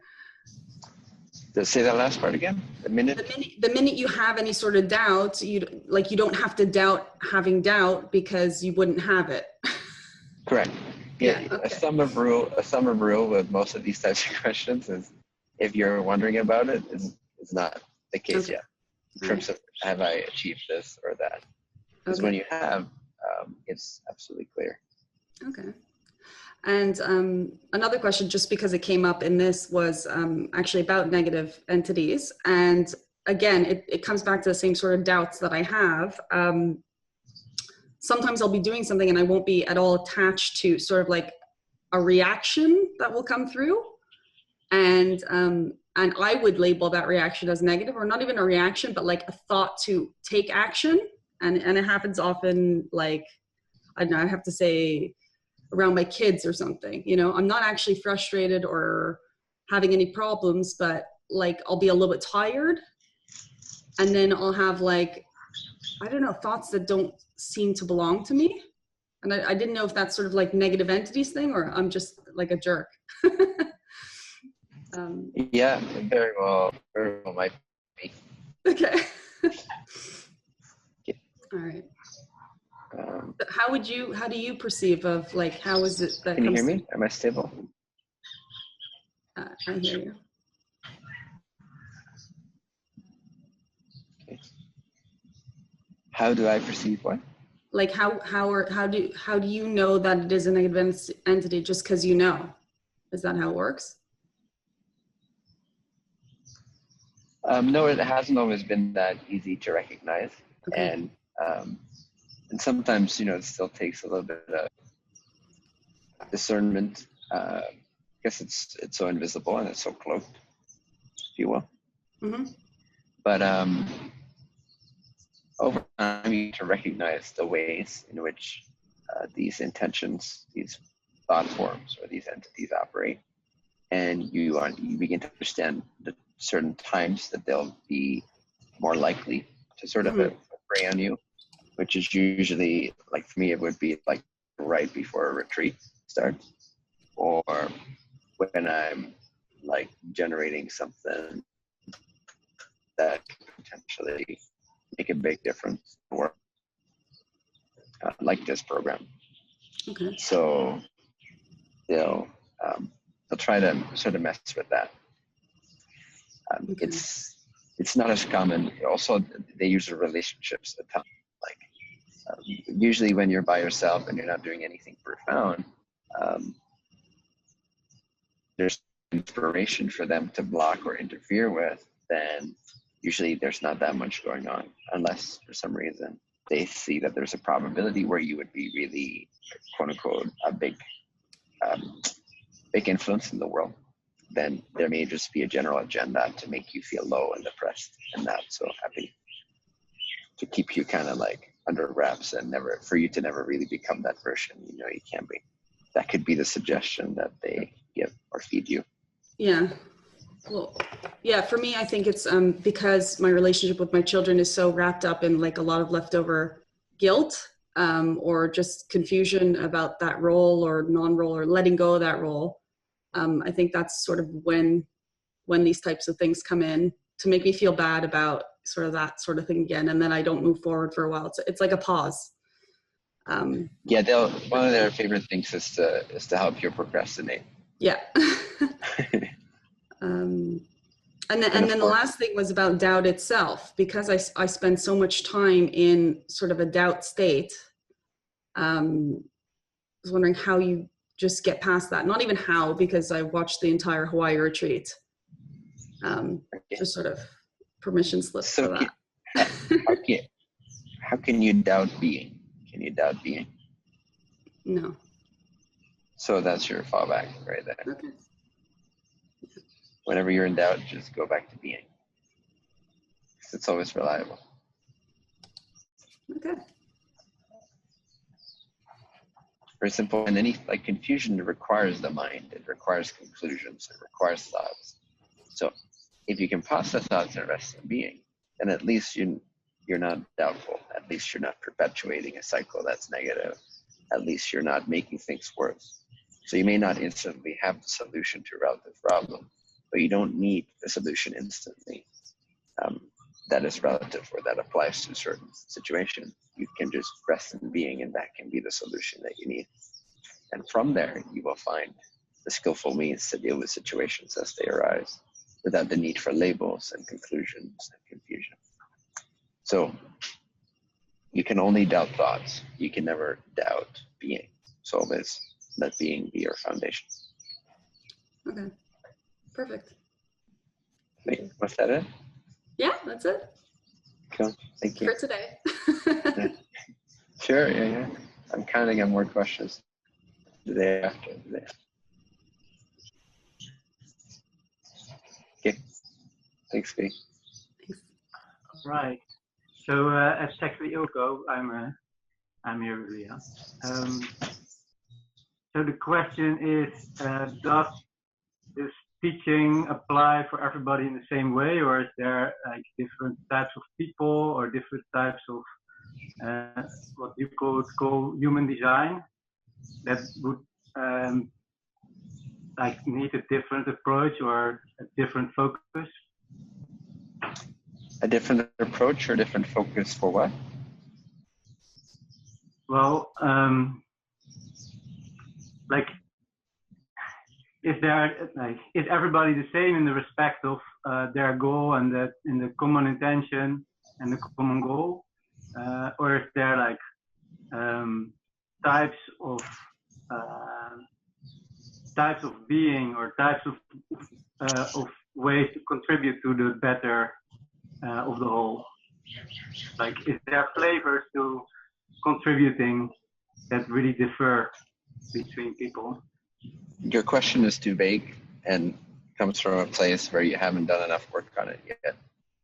So see what really is what do you really need to know here? Because it sounds like your question you don't really need to progress, to drop in and purify yourself. It's a mental question. It's too much about doing, and it's too less about the purification process. Especially the first part of this course, what I really want everyone to do is understand that this is about less, not more. This is about diving within, not outside of yourself. This is about purification, not getting questions answered so much. This is about you really understanding the value of self-sacrifice and devotion to something more important. So your question sounds too general. Like there's not enough heart behind it. There's not enough intention behind it. Not enough work behind it yet. So see if you can do more work on it, and maybe in the next session, if it's still relevant, you can ask it again. And it would be more specific. How I'd know it is it'd be very specific once a lot of work has been done. If it's really still relevant for you, and you've really done the work, then it'll be a super specific question.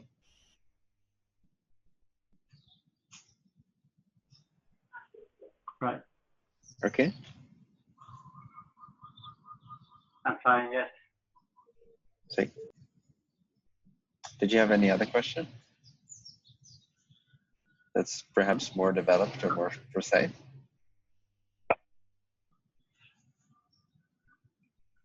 No, not at this moment. Okay, go. Thank you. So if you could mute yourself again.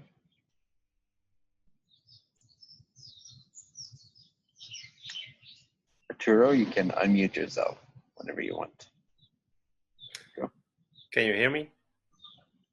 I can hear you. Yes? Okay.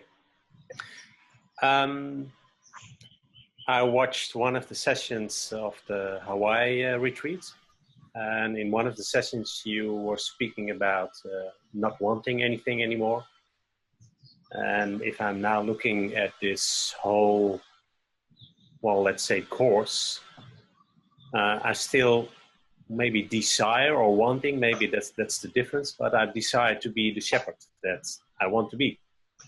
Mm-hmm. Is there a contradiction in this, or I'm struggling a little bit with this message? No, any desire that is towards becoming pure, not aimed at getting something.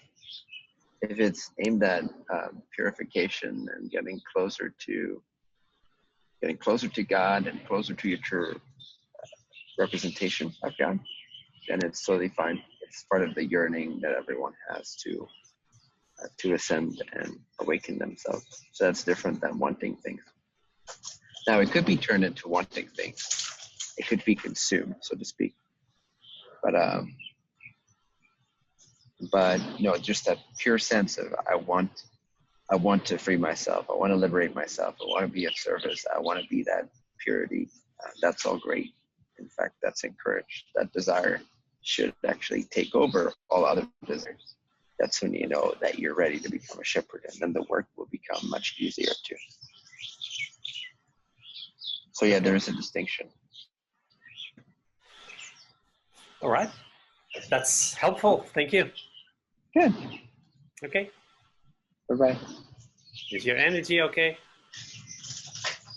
Yeah, it's being moved a bit, so it's affecting the flow a little bit, but hey, that's okay. I'm used to it. All right. Thank you. Thank you. Yay. Hello. Oh, wow, my heart is beating so fast.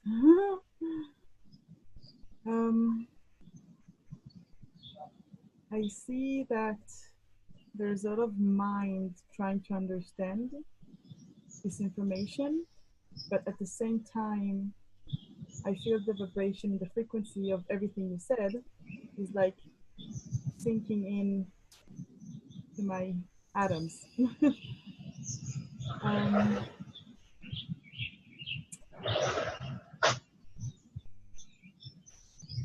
There's a lot of things that are connecting, but there's also like a big, like,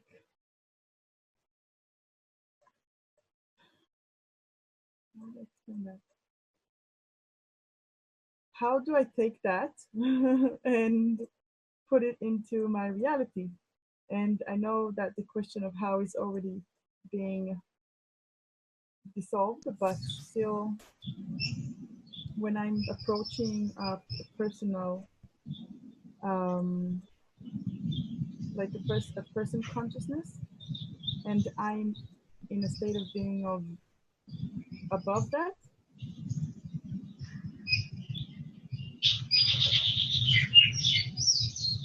oh man, it's like every question of how is being answered. So. Well, first of all, can you see where you're still locked into a personal bubble? Can you begin to feel that? Can you see where right now you're coming from a person consciousness?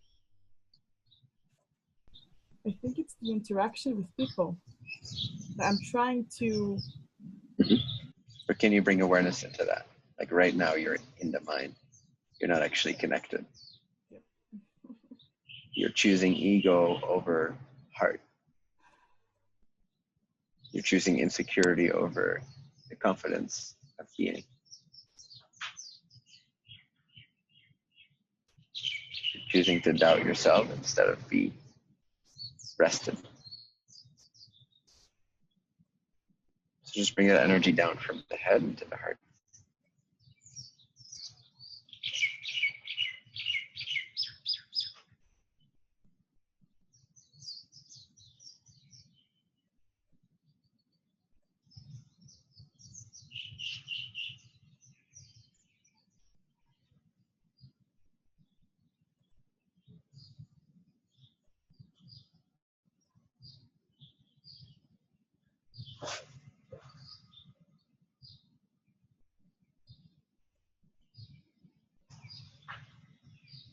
Now from that place, is there any question?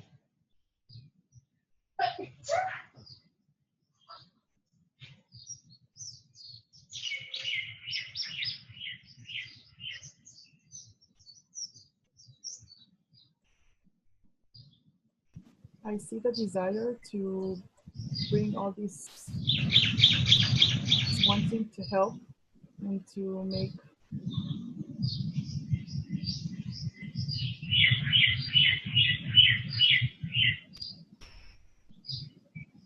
no, but I still feel insecure about the information that I received today, and I want to process that again. So I Well, you want know, no answer I can give you will change that quickly. This is just you becoming familiar with the material and actually practicing what was suggested. Like a lot of the questions we have, I think about 99% of them will do this practice. Actually, 100 of them will be eliminated with that. So we want to raise that bar in terms of what gets asked and what does not get asked. Otherwise, these sessions will be dragged down to very personal consciousness level. So, which is okay if it needs to happen, but it rarely ever needs to happen if we do the practice, if we do the work, if we watch the retreat over and over again, we meditate on it, we write out what arises for us, we work with it, etc. okay.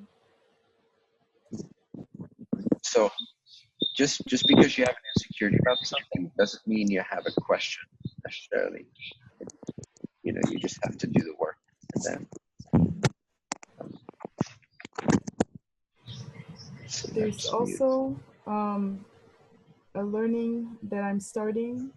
I don't know if anybody heard of the Book of Knowledge, but it's something that is really, really...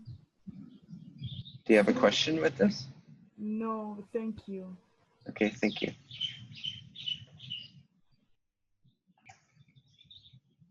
Cool. So this is really, you know, you'll notice that as we have these sessions, also a lot of this is about our interaction and how that, how did this initiated and where you come from in our interactions. So I'll also be very precise with where you come from. I'll be very reflective of where you come from. And if that's not a very sourceful place, if that's not authentic and it's coming from that personal consciousness, then we're just gonna reveal how that's the case. So just so you know, when you raise your hand, you know, everything can happen. Does anyone else have a question? If so, raise your hand. If not, I'll just continue speaking.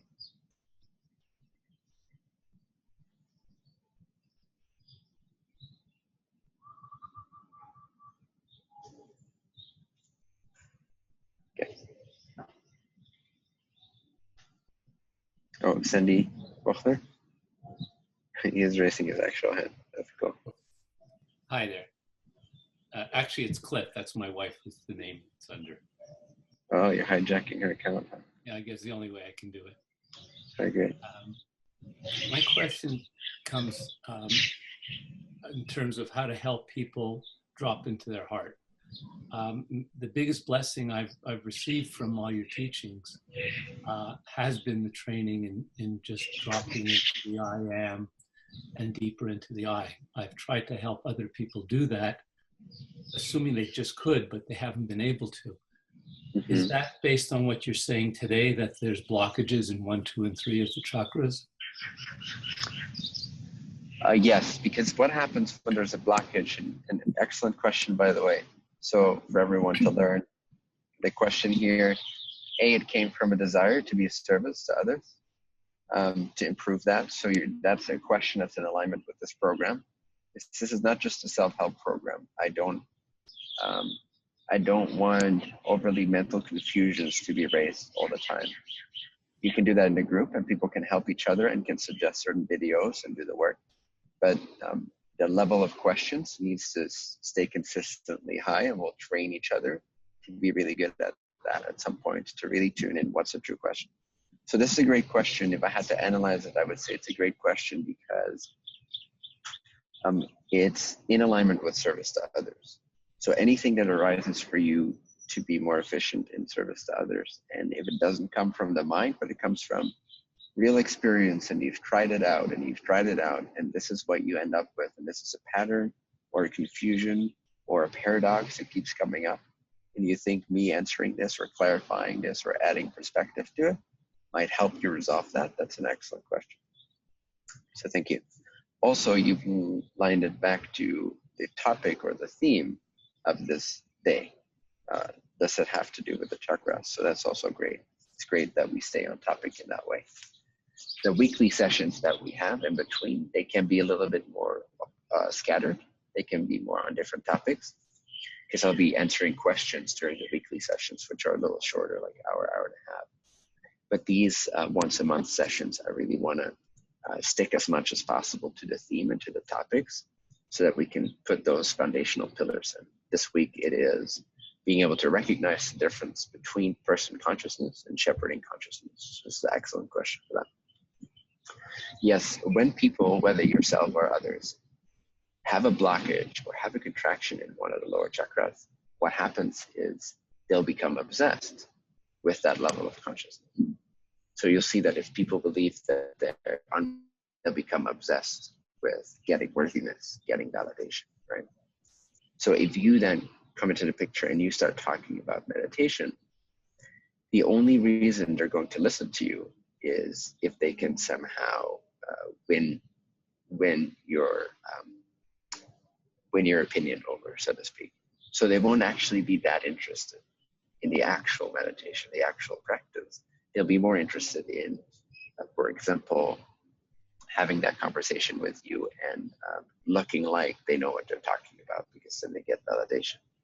So wherever people are blocked, they're always obsessed with feeding themselves the opposite of the insecurity. Does that make sense? Yeah. Yes. You set your glyph, right? Yes. Yeah. Okay. Not Sandy. Okay. No. So anywhere that we have an idea that something is missing, something is lacking, we'll seek for that fulfillment. We'll seek for that counterpart. So anywhere that we're blocked, we're also obsessed. If we're obsessed, we're preoccupied and we don't have space to actually listen to something of a higher nature. So yes, you will find as you speak to people and as you reflect to people, you will find that a lot of times people are not actually listening. People are not actually interested. They're already preparing what they're going to say next, and it's just a game. Like we're all in this soup of mutual abuse. That's why the sages usually end up saying keep quiet, and they stick to themselves, because the more clear it becomes to you, the more weird the whole thing just begins to feel, the more inauthentic humanity appears to be, which is actually great practice for the shepherd, because as you increase your awareness, your difference in vibration grows from the collective, from mainstream. So this sets you up with the paradox. Sets you up with the paradox that you're of a clearer vibration than they are, and that is increasing. So in a sense, you're differentiating yourself, and what you prefer changes, and it becomes very different from what other people want and prefer and strategize their lives around and design their lives around. So there's this gap that starts to increase. But at the same time, because you're getting clearer, it's also becoming less and less about what you prefer. So the paradox is that you become clearer and clearer, and your preferences become very different. Your natural dispositions become very different from majority of people. But because you're becoming more of a shepherd and you're raising a consciousness, you're also remembering that you came here, in a sense, to be of service to these people that you're creating more and more difference from. So it can create these interesting dynamics and challenges to really train yourself to balance love and wisdom. Because the bigger the difference, and yet the clearer you are that you're here to love them, the more you have this like beautiful platform to work with. You know what I mean? Yeah. So that it sounds like that's kind of the background of that specific challenge that you're dealing with. It's this, you're like, well, I'm assuming that people will understand and sort of drop in. Yes. But the problem is not that they can't. The problem is that they're obsessed with other things. Right. They're not that interested. Does that make sense? Absolutely. Okay. So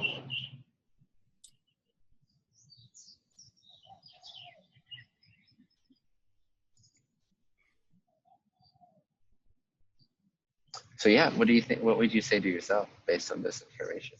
If you had any sort of final suggestion. Basically, speaking personally, it becomes what you've been teaching today, balancing some more wisdom with the love and getting through the impatience. And if somebody's open to it, addressing the 3 lower chakras to see where they're having issues with validation, self-esteem, etc., and trying to help them work through that. Yeah, wonderful. You kind of have to speak their language, and the clearer you become, the clearer you will be able to penetrate their bubbles, meaning you can see through their bubbles, you can see how they operate, what their foundation for operating is, the motivation behind their operations.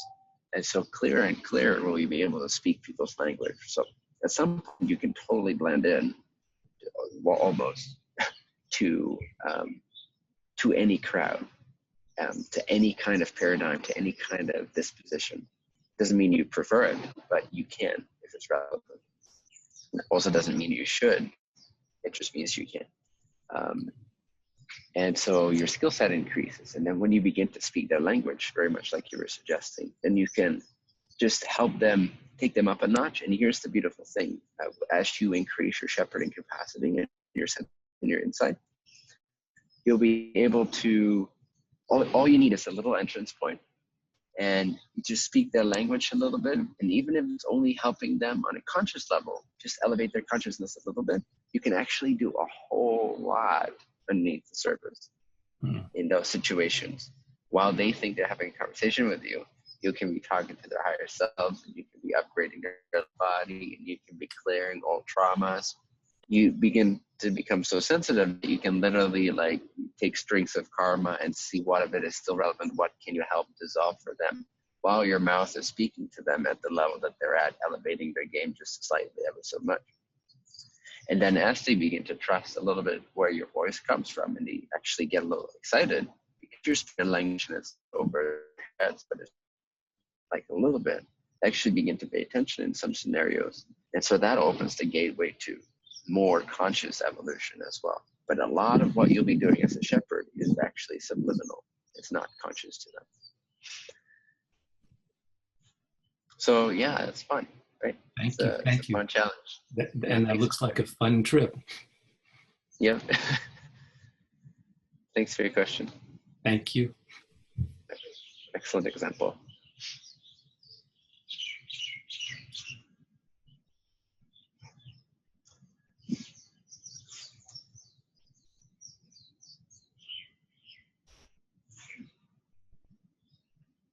So I'm still feeling, I'm feeling there's some energies in the group that are in full blending, and they're not close enough to each other's levels. So I might choose at some point to well, either do some more work with certain people in some ways, or suggest some more homework. But just so you know, I've reserved mate to change your subscription, so to speak, to change your program to tier 2 as well, if I think that would be more conducive for the group energy in tier 1, because tier 1 will be generating the content, just so you know. So don't be afraid if there's no, that doesn't make it negative. You don't want to be in something that's not a match to where you're at. So just realize for yourself also that if it's not a match, then it's not a match. And then tier 2 is actually perfect, because it allows you to adjust this information at your own pace. So for example, where are you? So Lee, when you were sharing that there's a bit of confusion here, and it just sounded like you're in a rather general state of not having, either not having had so much experience, or did you say you saw the, you can just nod, I can see you here. Did you say you saw the Hawaii retreat?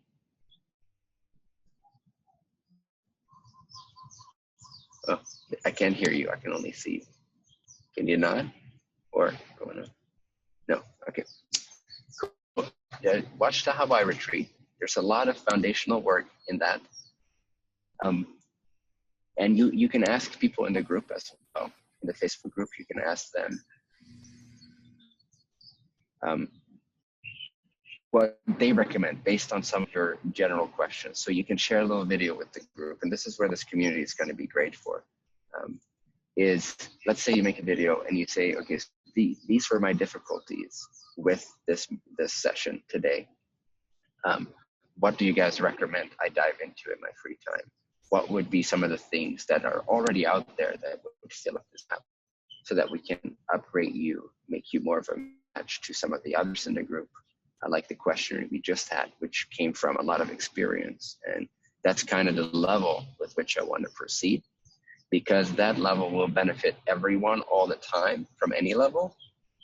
But speaking to sort of general confusions that I've already addressed a lot of times in public talks will not help everyone all the time. So it'll just make the program less powerful for everyone all the time, and we want to maximize that as much as we can. So this is nothing against you personally. It's just to maintain the greatest benefit of all. Again, it's a simple example, but right now I could either be of service to what you prefer and what I think you want to think, or I can be of service to the benefit of all. I can be the vision and something that maybe your mind wouldn't like, or I'm at risk of not being liked by you, or etc. So I can choose here to play the game of human relationships, or I can say the truth as I see it and do so with love and wisdom, and help you understand and everyone understand that this is about the greatest benefit of all. And sometimes sacrifices need to be made in order to ensure that greatest benefit. So thank you.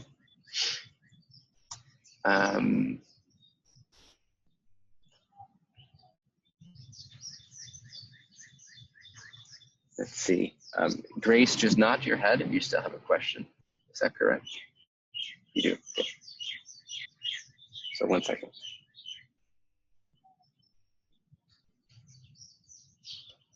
So everyone take a deep breath.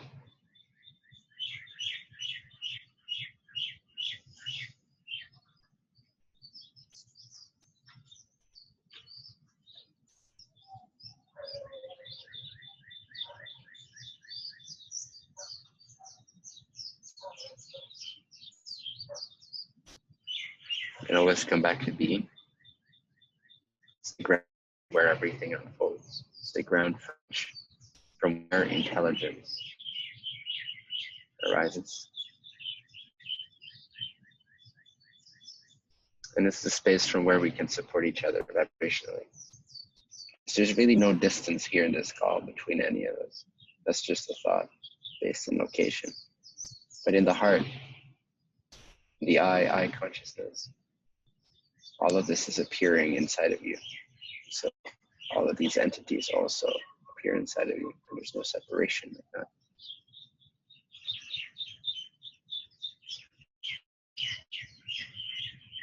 So Grace, feel free to unmute yourself. Hi. Hey. Hi, Bentinho. You're just a couple of blocks away. I have the same birds tweeting in my house as you do. Oh, funny. Yeah, it is. So, well, as I have this interest in reactivity, as you know, from the Hawaii retreat, and this morning you mentioned a comment that Ra made, that at a certain density, there's no more reaction. But you followed it up saying that there's this and there's this and there's this, that it alchemizes into another, something else of a higher nature. And I was wondering if you could say a little bit more about that, as I feel that in the shepherding path, that's something that would have to be so and have to happen to progress forward, that there was a freedom and a liberation within me that allowed me to hear things and take it to the next level, rather than the lower level self-validating reactivity. And so I was interested in what you were saying that Ra said about that. Good. Okay. First of all, make sure you're as relaxed as you can be. It was pretty relaxed, but like a lot of what we'll be doing, again, these 6 months is in addition to, or sometimes at the expense of me actually answering your question, it's me actually responding to what I sense in you, because this is sort of a public container, an exclusive public container for private coaching, so that everyone can benefit and actually upgrade themselves. It's not just about having our questions answered and getting more knowledge. Okay. So you did good, but make sure that you stay really connected and that you don't go up into the head too much when you're speaking. Does that make sense to you? Yes, and surely something I need to learn and do better with, so that I even can feel when I am, you know. Yes. Yeah, you basically, whenever you speak, ideally at higher levels of the speaker after some practice, you will begin to always be aware of the I am while you're speaking. And then what that generates is this distinct, and this also answers your question, funnily enough. What it generates is a simultaneous, distinctive of yourself as the I am, like the background, the stability of being, the stable, formless witness, and the foreground, or the appearance of the body, mind, speaking. Whereas at a lower level of awareness, you're not aware of that distinction. You're not aware of the background. You're just inside of what you're speaking. You're inside the bubble. Mm-hmm. So what Ra is talking about, or what he says at some point, the questioner asks, what would a perfectly balanced entity, how would a perfectly balanced entity respond to an emotionally charged situation? Yes. Which Ra replies, I am Ra. To the perfectly balanced entity, there is no emotionally charged situation.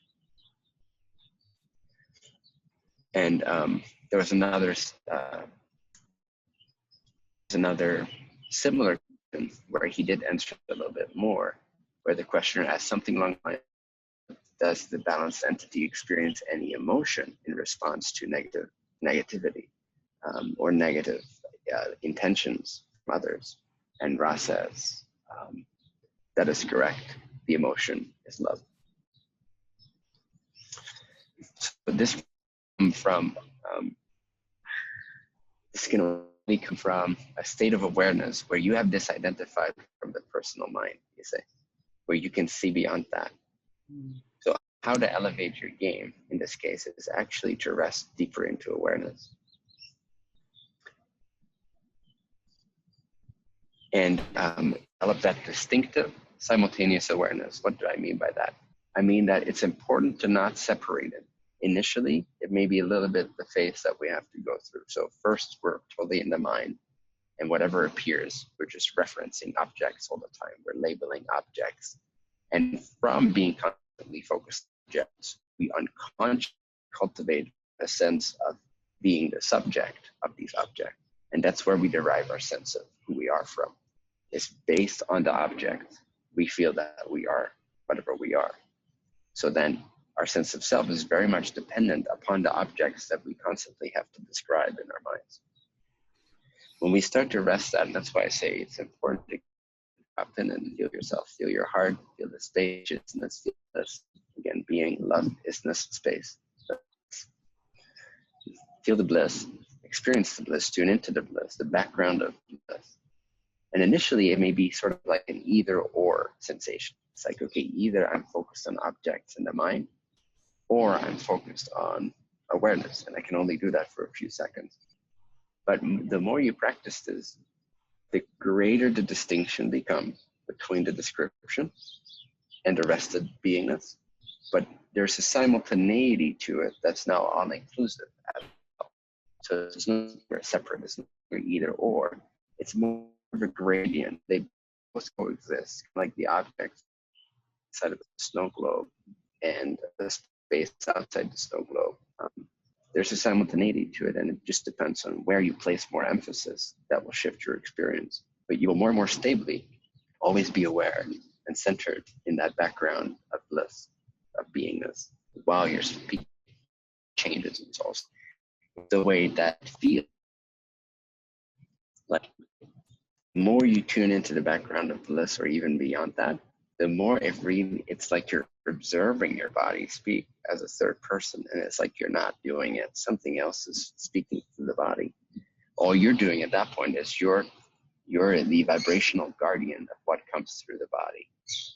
You're not actually doing the speaking. You're just holding the space. You are who you are, and through that vibrational filter only passes the intelligence in a certain way. And that's then what people call you. But it's really you as spacious awareness holding the unique vibration of what we said.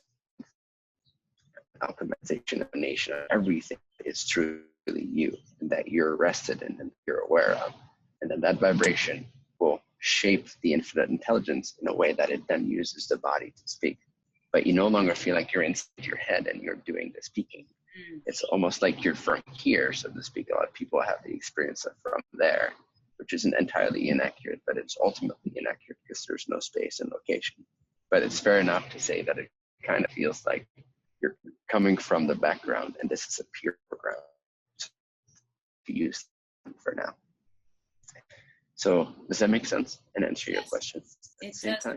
Right before you said the last part, I was thinking, I think as I learn and practice to drop back a little more in my awareness, that I would be more capable of that and not being coming from the personal so much. And I can imagine that is, you said something else today at some point, that this is a many, many years practice, and I have to settle down and humble into this lengthy practice of, but I had an image when you were speaking that, yes, I could drop back into the greater field of the I, and it wouldn't be such a personal up here thing where I could listen. So do it right now. You're just shooting up into the head again. Okay. And then you have to ask yourself, well, who am I talking to, and where am I talking from, and what do I want to get out of this? Like, who's running the show here? Who's using my body? Is it really me? Because you're kind of unconscious then at that point. There's like sort of a veil that comes over, and then the question is, who is speaking really, and what for? What's the intention? The intention is if you I mean, in general or in this moment, what is the intention? No, it's not an actual question for you to answer right now. It's more a question for you to look into. And again, it'll be a longer journey than you think it is. Maybe. That doesn't surprise me. Yeah. So keep dropping in. It's about repeating those moments of awareness. Repeating those moments of awareness more and more frequently. Like, people are afraid to stop themselves mid-story. But it's a liberating thing you could do both for you and the world and the people around you. Just to stop your story. Just stop. Because there's such a desire and such a need behind us finishing our story, behind us getting to the point of what we want to get to, and then get the gratification or the reaction we want to get. But it's really important to understand, if we want to purify ourselves, it's not about our story anymore. It's not about our narrative. It's not about who we can be in other people's eyes. It's about how we can contribute to opening their hearts. Completely different game, completely different intention. And with that comes completely different expression. So for you specifically, it's really important that you learn to relax and witness, relax and witness, relax and witness. Relax and drop into awareness, relax and drop into awareness, relax and drop into awareness. Your main distortion is that you jump up into the head because of programmed pain that you still fear. So you have to rest with that fear. You have to relax. You have to embrace that pain and not run from it, not make it bad, not try to fill it up with other things. So talk less. We need to talk slower and softer, and be more aware of where you're coming from when you're speaking, and see that you're not actually the body talking. It's just kind of happening based on the vibration that you hold. You set the vibrational container to which then the body and the vocal cords and the brain and the nervous system respond, and the muscles respond by executing that vibration and translating that into a physical language. It's English. So it's not actually something you do. You don't speak English. You only speak vibration. The body speaks English. You've programmed the mind to be able to translate vibrations into a different language or languages. But you're not actually the one that speaks the language. You're the space, you're the awareness behind it. That holds a certain vibration. And with that intention, then the body starts speaking. So see if you can discover that, the steps within yourself. That is something I have longed for a long time. And Okay, so thank you. Yes, thank you, Bentinho. Love you.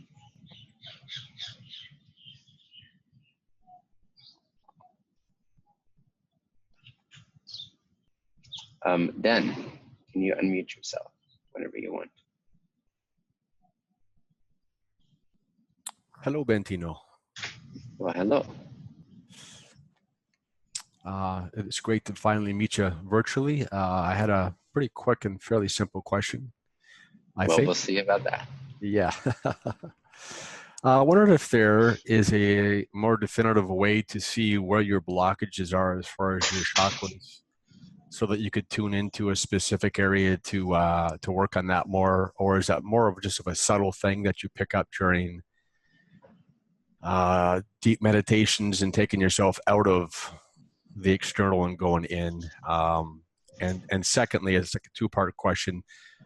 Nutrition. How big of a part does nutrition play in all of this, in your opinion? Wonderful. Okay. There's the question: is there a way to? Again, I'm just going to say it's a lesser question. The question comes from either a lack of confidence or conviction, or a lack of experience with this actual practice. But what you'll find is that it's simply a matter of clarity itself. So the more that you're practiced in clarity and resting in awareness, the more you'll just penetrate who you are. And particularly the most helpful thing to do to what I just spoke of, which is the blockages of the first three centers, or the obsessions that arise. What is that? The most obvious thing that comes from blockages is the obsessions that you have, is the biases that you have. So if you can generate greater, deeper, more pristine, more clear awareness of how you operate, first of all, how you speak, how you use body language, how you manipulate people subconsciously, in subtle ways during conversation, using your eyebrows, using your hands, using the intonation of your voice. If you can notice that all these little things, these little distortions, have their root in little insecurities, or sometimes big insecurities, you'll be able to use those obsessions, such as speaking or gaining validation, and you will be able to retrace them back to their anti-thought, their lack belief. And that's really the main process of clearing out the foundation. Have you seen the Hawaii retreat by any chance? I did. Okay, great. So you know what I'm talking about, right? The process of becoming really honest with ourselves, basically, and seeing how our expressions are reflections of where we generally believe that we're lacking worthiness, or confidence, or capacity, or abundance, or connection to God, or whatever it may be.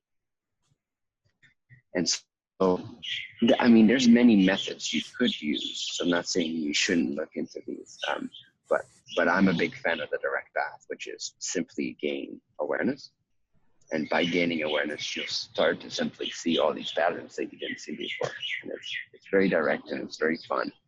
We have the tendency as transformationally oriented people to sort of fall in love with methods, and to begin to idolize methods and give our power to methods. Those are all permission slips. We are choosing them, and we're giving them the power to them work for us, which can be a great tool, but if we're obsessed with them, then we are actually slowing down our progress. So one very helpful one all across the board, though, when it comes to these, is the tension. Just notice any tension that you hold in the body, and kind of bracing, you know what I mean? Any kind of contraction. And then couple that with how you're manipulating people through your speech and body language and actions, how you're trying to get validation, and how you're being insecure when you're speaking. And then you can really you can outshine that with a rested confidence in awareness more and more and more. This is a process that takes some time. It's a process of loving yourself and really seeing that your insecurities are based in flawed premises of self, being unworthy, being disconnected from God, being a person, being located somewhere.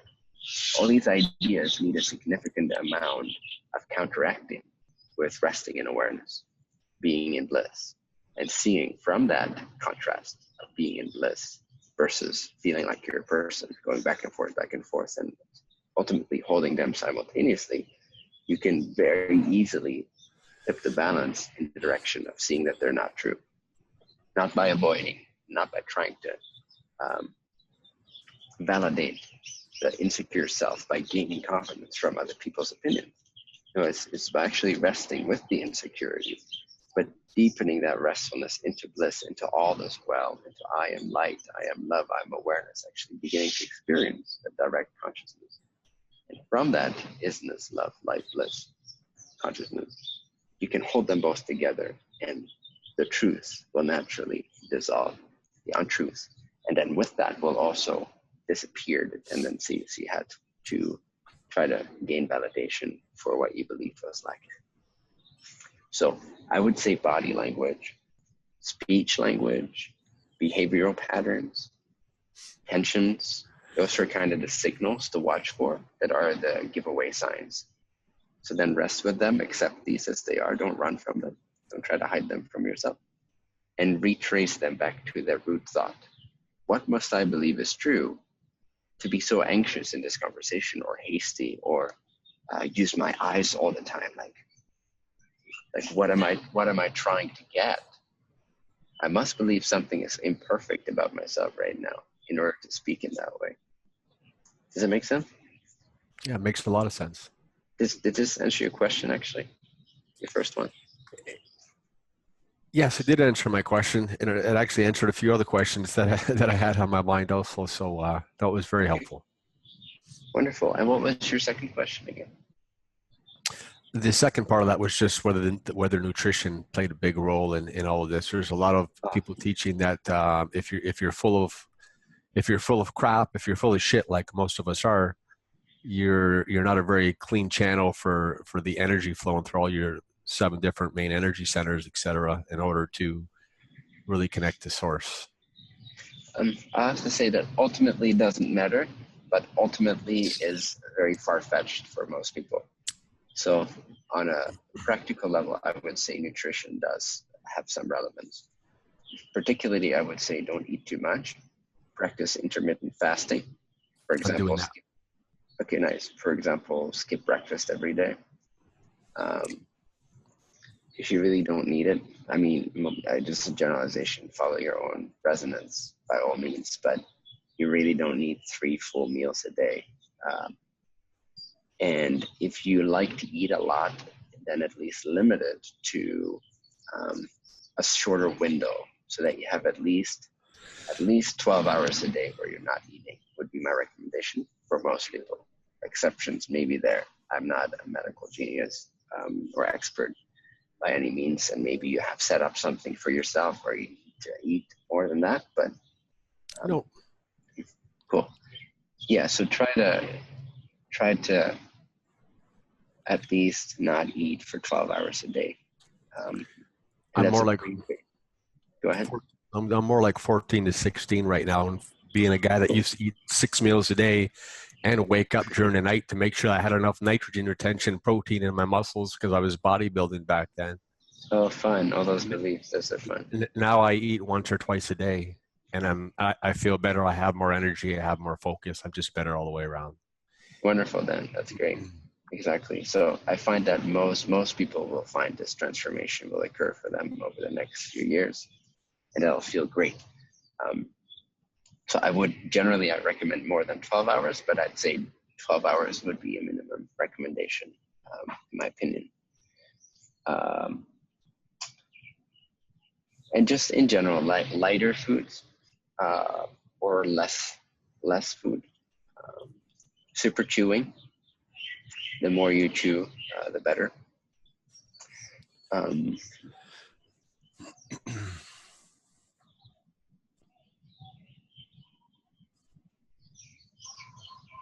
I really like intermittent dry fasting as well. So I do at least 12 hours on most days. I do at least 12 hours of also dry fasting, usually more than that. So that means that I also don't have any liquids. And just the lighter you eat and consume, the more overall clarity that your mind will have at its capacity to then reflect upon deeper topics and reflect consciousness in a more vibrant state.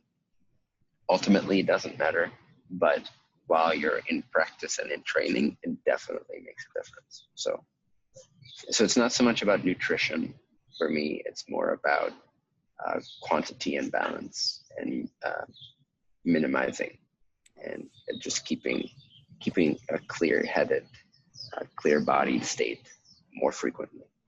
Doesn't mean you can never have fun, and, you know, but overall, I would say take that approach.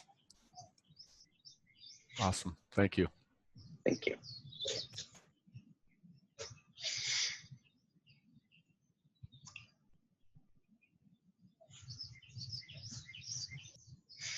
Hey, Ella, did you raise your hand, or was that a fluke? Or did you raise your hand, but then got insecure about it? Yes. Nice. My question is about like how to. What I noticed is that my energy is going like very down in this call. Like and also in the beginning, like I feel the need to kind of stuff myself. And I was wondering if you have some advice on that, like how to deal with. I think it's the energy probably. I'm not really sure what it still is, but like how to. The question is like, how can I help my body go easier through all these things, and because I feel a little bit tired. Yeah, there's something about this call that's a little weird. It's a little heavier. But this question is actually great, because what's so important about this, why it doesn't affect me, and it may affect you, is because of the meaning that you give to it and the expectations that you may place upon things. So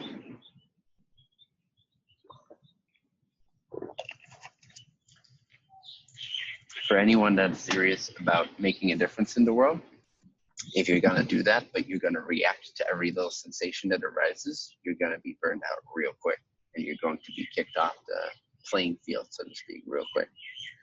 So part of what has also allowed me to consistently proceed in this mission and the work that I've been doing for the past 10 or so years, with all the opposition that I have received along the way, both energetically and on an earthly level, one of the main qualities that has gotten me to continue is actually, I mean, you could just call it persistence, but it's more than that. It's the capacity to not flinch when appearances seem intense, the capacity to build one's capacity to hold space for experiences. This is exactly also the process from personhood to shepherding. It is something arises, it feels a little bad, it feels a little dark, it feels a little heavy, it feels a little like you're walking through mud, or maybe it's Mercury retrograde again, like for the 5th time this day or this week, or there's some kind of special blue moon that never happens for the 5th time this month. So some kind of, you know, there's days where there is a lot of things happening with the etheric field and the earth, and it does affect our bodies. You know, there are massive radiation waves that are sort of, you know, intensifying and going up and down.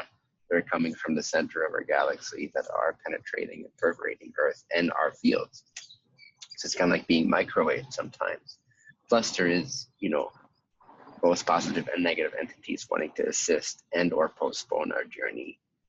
And then there's just everyday physical things. And then there's your own emotions. And then there's your own chemicals and balances, and what you ate that day and how well you slept and your mood and stuff that comes up. So there's a lot of things that can arise in each moment.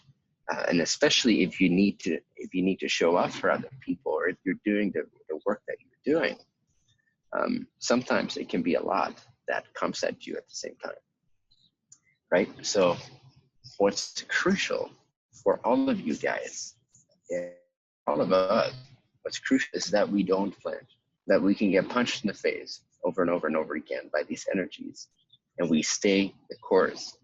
We stay true. We stay true to the intention. We stay true to why we're doing what we're doing. We're not seeking validation, so it doesn't matter if it doesn't go well. We're staying true to what's the true intention, which is, again, you can either be of service to people's preferences, or you can be of service to the greater good of all. And if we're not in this game to people please, if we're not in this game to be successful, if we're not in this game to achieve things, but we're actually in this game to make a true difference that actually benefits generations to come, and it benefits the creator waking up to itself in the form of all of its creation, then we understand that this is a journey with many challenges and seeming obstacles and ups and downs and ups and downs, and it's not an overnight thing. It's not an accomplishment. It's not about accomplishing something. It's about staying true. It's about staying aligned consistently. The only way to do that and not flinch when you're hit in the face with these vibrations is to not give it so much importance. And so there's all kinds of ways in which you could give this importance right now, in the way that this call made you feel, for example. But you can transcend that and actually allow your body and your mind to experience the perhaps sluggishness or denseness that also is coming through in this call, and not give it any meaning, like not give it any importance, not make your well-being dependent on that object being described in that way at all. And then it's like you drop below the surface of the game, and there's this field of stability that never leaves, that's ever available, from where you can then continue the work, and your postponement will be much less. Your mission will be much less diminished because you stay true, you stay the course, and you stay stable. So basically, don't give meaning to it, and see how then you can feel liberated, even when the body and mind feels like tired or sluggish or in a certain mood or hit by intense negative energies or cosmic waves or upgrades or whatever it is. You can pervade that. You can permeate that with bliss. You can permeate that with freedom by not focusing on the descriptions of these things, by not giving it any meaning. Okay. It's actually crucial as a shepherd that you develop that capacity, because I guarantee you, if you don't, you'll be back on your ass in no time, not playing the game anymore. So if I understand it right, I could like practice more awareness, just being aware, just holding space in that sense for whatever's there. Well, kind of like we explored during the Hawaii retreat when you were on stage. Mm-hmm. Is that from a very sort of young place in your history, you have developed the habit to define things as being potentially disruptive or dangerous or threatening, right? So, so for you especially, it's important to become more powerful in who you really are. And the only way to do that, indeed, well, there's many ways to do it, but the direct way to do it is to directly rest as who you really are. See what you really are versus what is just appearing. And if it's appearing, it can be you, because you were already there to whom it appeared. So indeed, rest as the one that's changeless over and over and over and over and over again, and take back that meaning, or give away that meaning. Don't give meaning to appearances. Don't give meaning to appearances, and you'll be free, even if the body feels a certain way. If you don't describe that means something, or that's threatening, you are able to take the poison out of the wound of the mind, to take that meaning out of those definitions. Then you're able to still navigate with that as it comes, and be present, but you'll be coming from a much, much deeper place that's rested in bliss. And so you'll be free no matter what happens. You'll be rested and aware of the changeless no matter what happens. And then you become more and more unflinching and more powerful, because now things don't disrupt you as much at all. That's also, again, what Ra meant when he said, to an entirely balanced entity, no situation is emotionally charged. So we have to observe where we're still putting emotional charge onto appearances. And we have to ask ourselves, it's our duty. No one's going to do this for us, ever. It's our duty to accelerate our journey and to investigate, why am I giving this meaning onto this? What must I believe is true about this experience in order to feel this way about it? I wouldn't feel this way about that appearance or experience or person or thing or energy if I didn't believe something about that person or appearance experience. So what is that belief? Where does it come from? And when I'm resting as awareness, can I see in contrast that although it's allowed to be as it is, its story is not true. It's I'm all pervasive. I'm here, I'm shining, I'm isness, I'm being. And it cannot change anything. Appearances come and go, but it doesn't change the state of being that I am. Only I can do that.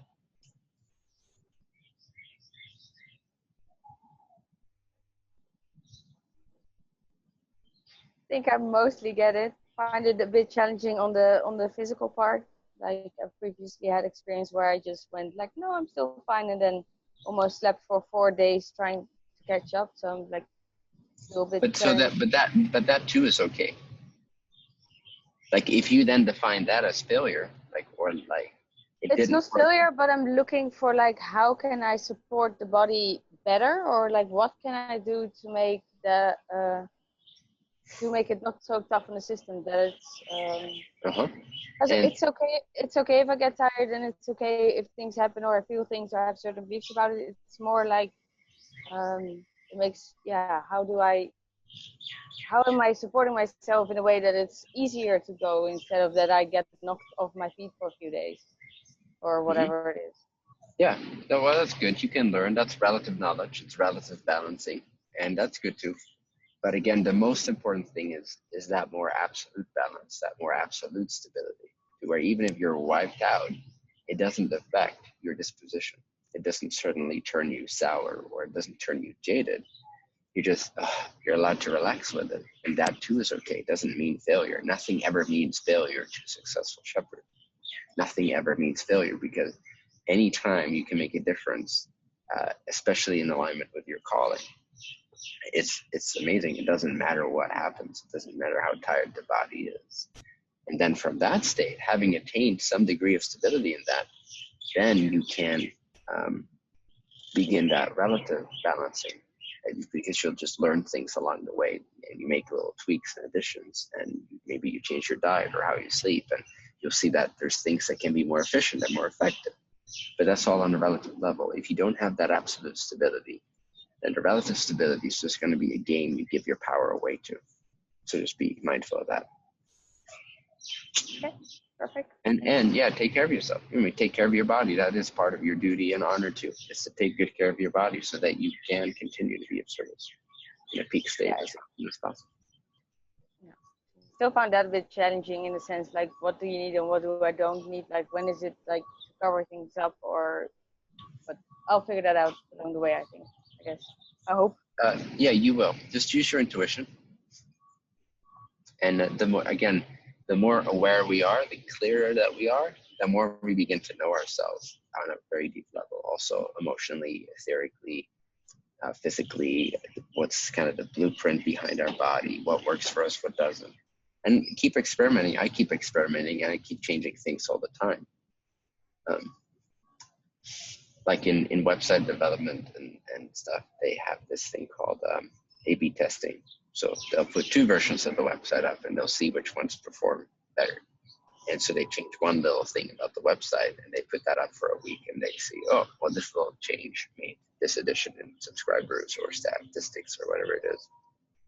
So you can kind of do that with your schedule, with your eating habits, with the timing of when you eat and go to bed, and use your intuition at the same time. And then you can figure out quite a lot of hacks that actually do produce a more optimized living experience on this earthly level, so to speak, which can then help you be more efficient in sharing. But your identity, your sense of well-being shouldn't depend on it. That's important. Yeah, otherwise, you're going to react to it, and you're going to avoid it, and you're going to fight it. Thank you. Stability first. Thank you.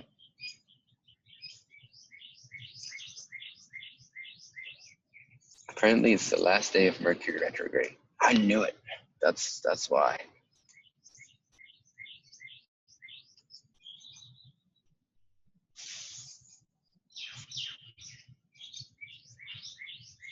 Okay, Kathy's iPhone has a question. Is that gonna be Siri then? That's the question. You can unmute yourself. It comes up like that. So just didn't type it in. Siri and I are here. And sorry if it's a little loud, I'm at the airport. So I just wanted to say thank you. This last week was great for a breakdown for me. And just being able to really see, and this talk was really, I was chasing you around to try and to clarify. For me, it feels like when I go back to retreat, I feel like I lower my frequency, and I go through these repetitive, breakdowns over things that I feel like I've already cleared, and I was questioning if what we were going to get out of this was going to be more like that, and I'm really grateful for today because after a week of last week, which was really great, in seeing that as I go up and down, if I go down, I can go into breakdown because of my frequency, and that I choose that. It's like I don't necessarily have to ever go there again after experiencing last week. And I just so appreciative of this talk today. And that's really all I wanted to comment on. And it's really exciting to know that it's a choice and a frequency, and that it just seems now I'm going to have a greater ability to just not, it's like when you taught us to listen to the song and not get involved in it, it's more of that. And I think I just wanted to make that comment. Good. Yeah. Yeah, thank you. Grateful. Thanks, yeah, and yeah, feel free to mute yourself because it's quite noisy. Okay, sorry. Thank you, Kathy. You'll see, like I was avoiding Kathy, like the plague, during my retreat. No, not like the plague, but I could feel that. Like the plague. Like the plague. close to it. You're a little prettier than the plague, but you could see that. You just feel that she wanted something, and there was like an anxiousness behind it and stuff. And you'll see this happen if you meet me or come to a retreat, or maybe you already have. You'll see that the way that this operates in me as well is a clear yes or no as to who I talk to or leave space for, or how much space. And it's commensurate with your vibration and your authenticity in that moment. So that bar or standard is naturally quite high. And especially at events where I have limited resources in terms of time and energy and space. So I'll be more selective in that way.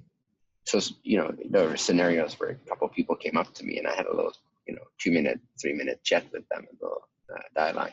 And then Kathy would come up and then I would walk away, right? That happened a few times. So I'm glad you had that sort of insight and breakdown, and it makes sense that you did. And really what all this is perfect for too, like this sort of, let's call it the Mercury retrograde energy that's also present in this call, and sort of the negative attacks that I felt earlier today. And just there not being as much flow as it normally is in most of the sessions that I host or lead. This is perfect because really what's important for us to realize is that this course is going to be just like life. It's going to be just like the challenges that we have. It's not all going to be pure inspiration. And there's a certain, there's deep love for the grind that we have to develop if we really want to transcend this kind of stuff. And if we want to make a true difference, we're going to have to learn how to fall in love with the grind. This is something I wrote in my academy a long time ago. One of the bonus documents, or the scrolls that were up there, was learning to love the grind. It's important to not just look for that transformational quick fix, not just look for that inspirational talk, for that transformational high.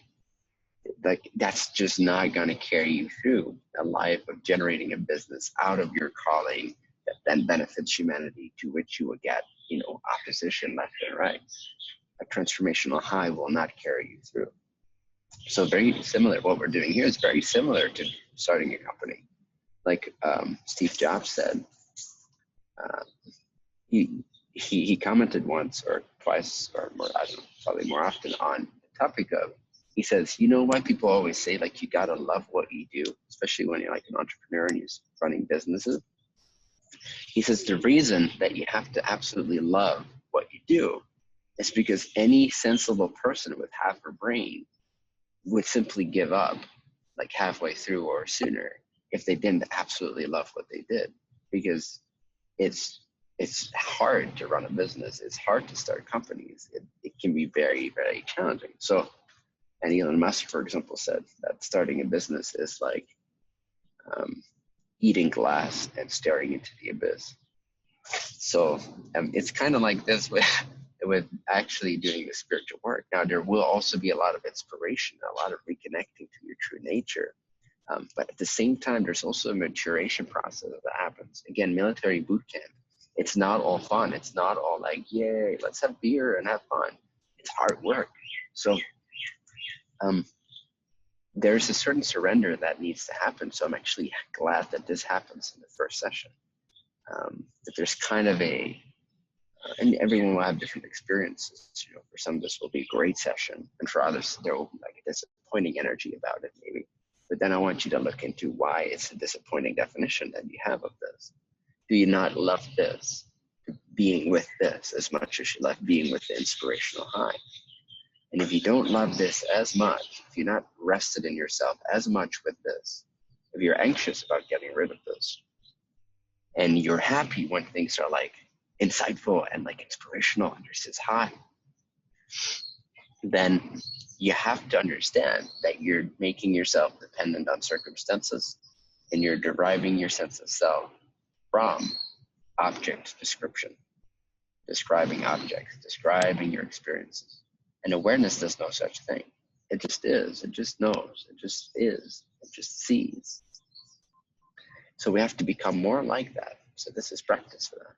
Can you sit in a meeting that perhaps is boring to you? Can you sit in a meeting that perhaps is disastrous to you? Can you have an experience? Can you have an emotional,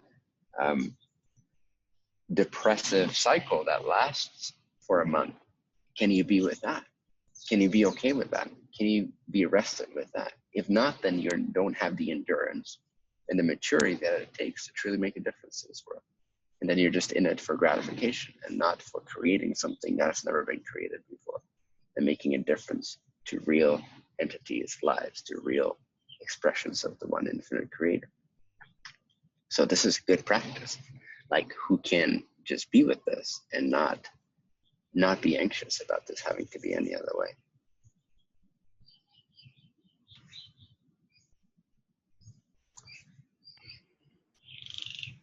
You good, Kathy?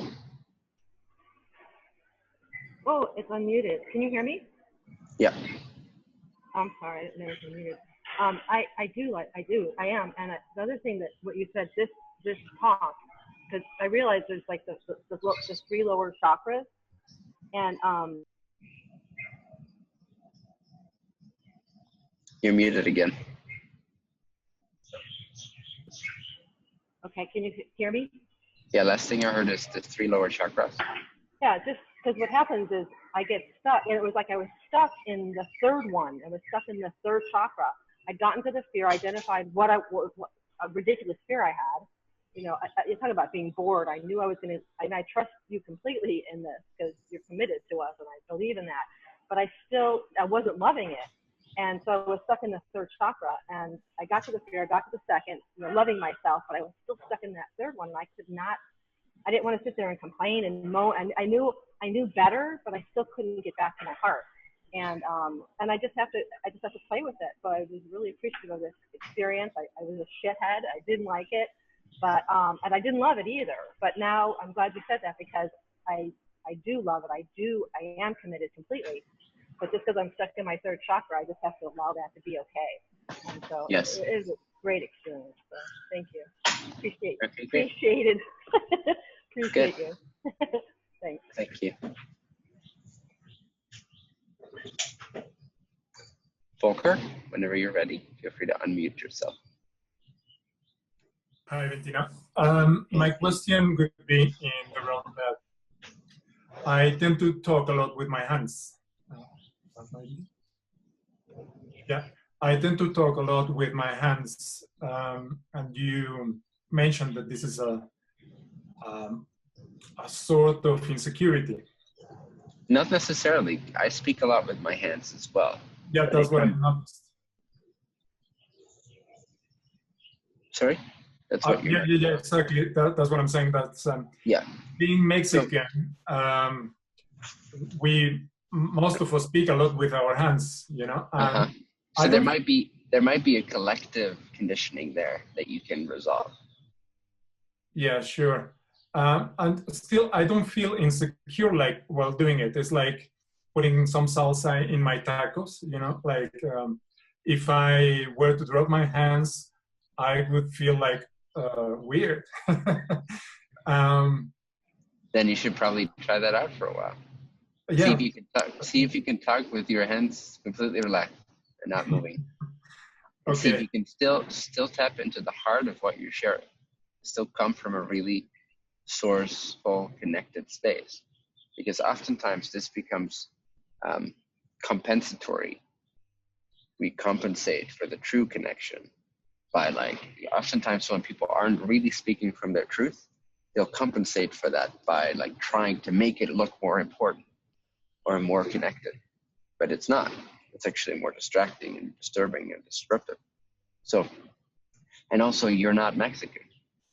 Well, oh yeah, true. Thank you. I am. You're not even human. Yeah, true.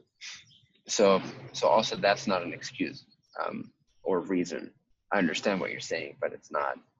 You're no longer allowed to use that as an excuse as of right now. So you're not Mexican. You're not human.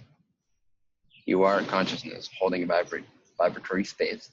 And based on that vibratory space, the body will speak. Now, it will inevitably use some of its conditioning, some of its hardwiring as you've been training it over these years, consciously and unconsciously. It will naturally go through the pathway of least resistance. So even when you're coming from a really sourceful place, you'll still be using some of the automatic pilot capacities of the body-mind programming. That doesn't mean that you're now not sourceful.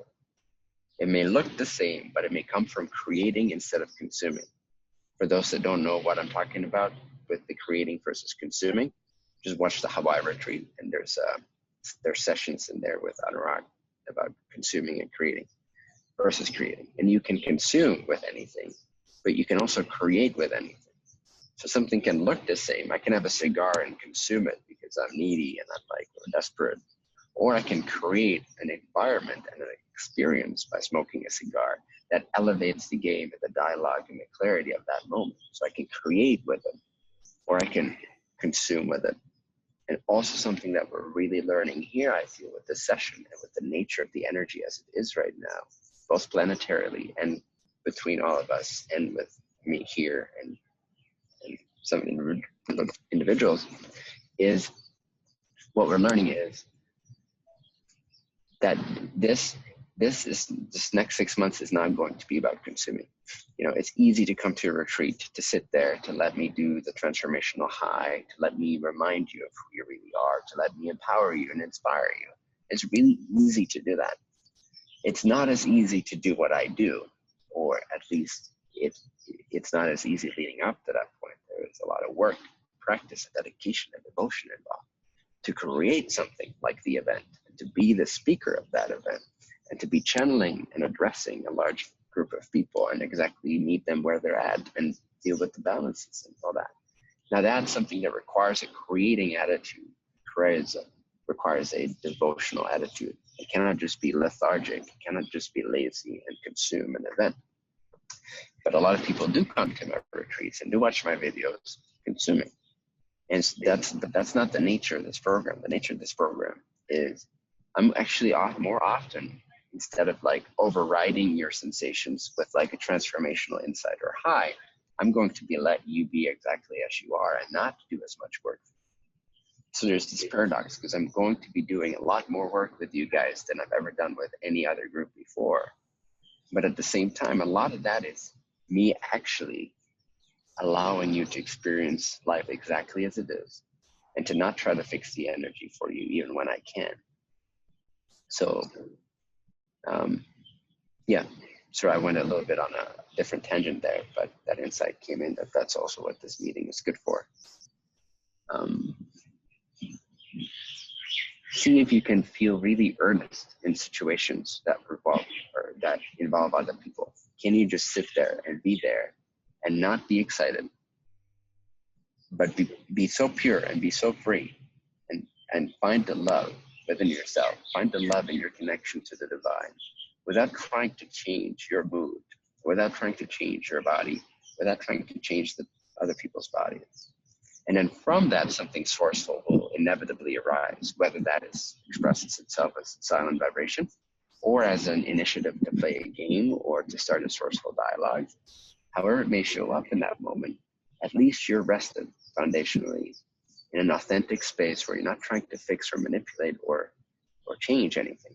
You're resting in the truth of what is, and you're not running away from discomfort. Very, very important for a shepherd is to not run away from discomfort, to be able to be free in the face of discomfort, to know God in the face of discomfort, to rest in awareness in the face of discomfort, to know the knower in the face of discomfort. Very important. Otherwise, we'll always be playing the game of reacting, consuming, compensating, and there's no end to that. And we don't need more of that on our planet right now. We need more authentic alignment and sourceful generating. So before we do anything, before we become a shepherd, we need to go to square one. We need to go back to absolute zero. Who are we without anything added? Can we rest authentically and joyfully in that freedom of not having anything, not being anyone, not being seen as anything? Can we rest in that absolute physical, social boredom and find joy within the loneliness, the aloneness at the heart of our being? Can we find joy and saturation of bliss there? Very important. And then from that space, can you speak with or without your hands, with or without your eyes? Can I literally not move anything except my mouth here now? And can I then feel into how that changes, whether I feel like I can express myself or not? And can I actually be as tuned in and actually be tuned to the vibration with which I come, from which I communicate? And can I still get that message across? Can I still be my authentic self? Can I still be in alignment? Or do I need this? So it's great training, actually. Okay. Yeah. Second question. I'm already raising my hand. This exercise about inquiring about our behavior and asking what must I believe to be true in order for me to behave this way? What am I trying to achieve? What am I hiding from? Where does it come from? Is it kind of like the main tool to go from the 3 lower chakras and pierce to the 4th chakra? I mean, I'm speaking about chakras because we used it, but I'm saying to come from this space of insecurity to a space of more security and more clarity. Is this the main tool, or do we have another great tool for doing it? For doing what? What's the goal? Yeah. Is it to go from the lower 3 chakras? For example, if, let's say, I speak with my hands because I'm insecure and I'm trying to make a point, just to say something about it. But then I question myself, well, why do I have to speak with my hands? What am I trying to accomplish? Why is it so unconscious? Why is it so compulsive? And then I find an insecurity in myself, that if I don't speak with my hands, maybe I'm not as convincing. Or why am I trying to convince anybody? What must I believe to be true for me to try to convince anybody about anything? And then I can resolve this insecurity that is based, most insecurities must be based on survival, I guess. Then I can resolve it and then stream up into the fourth chakra or the fifth or the sixth chakra. And so I find this a very great tool, this Inquire. Do we have any other great tool like this to dissolve these insecurities, like for good? There's so many tools out there. It really depends on what you're in resonance with, what works for you. I'd say this is one of the most direct ones because it really stops you and it forces you to be really authentic and honest as where you're coming from. Because it's direct self-observation. There's all kinds of practices and methods and hard math and like devices and apps you can use to try to do this. But I feel people get sort of lost in that pop culture of, oh, this is the next best method, but they're actually avoiding just having a stone cold, hard, honest fucking look at why they're doing it. So anything that helps you be as directly honest with yourself. I often find that the more it's a method, the more it's you just postponing the change and postponing the awareness shift. Yeah. Because it's like, okay, now I'm feeling good about myself because I've got this application on my phone that shows me when I'm out of alignment. But it's just another obsession with the ego. It's really me literally choosing to avoid actually dealing with it by going out into the next most exciting thing about that. But it's not about that. It's about more gratification. It's about postponing the change. Again, there's only the change or the postponement thereof. There is no practicing the change. We're either changing, we either decide to become self-observant. We either decide that we want to not let these insecurities run our behavior, or we postpone no longer wanting these behavioral patterns to run our lives. There's either one or the other. You cannot practice towards wanting to change. You either want to change or you're not ready to change yet. And then anything you do will just be postponement. So the quickest thing to do is to see, again, what you are doing, what's out of alignment, what's not coming from true sourceful alignment. And then ask yourself, why, if I see it, why do I want to continue it? There must be perceived benefit in it. That's the quickest way to resolve it. Because once you see the ridiculous nature of the reason behind why you think you're doing what you're doing and the benefit you think you're going to get out of it, then you can shift, because you will always go in the direction that you perceive contains the greatest amount of benefit, always, without fail. So you have to investigate why you believe it benefits you to live out of alignment, to live from insecurity, and to manipulate people like this, because you get something from it.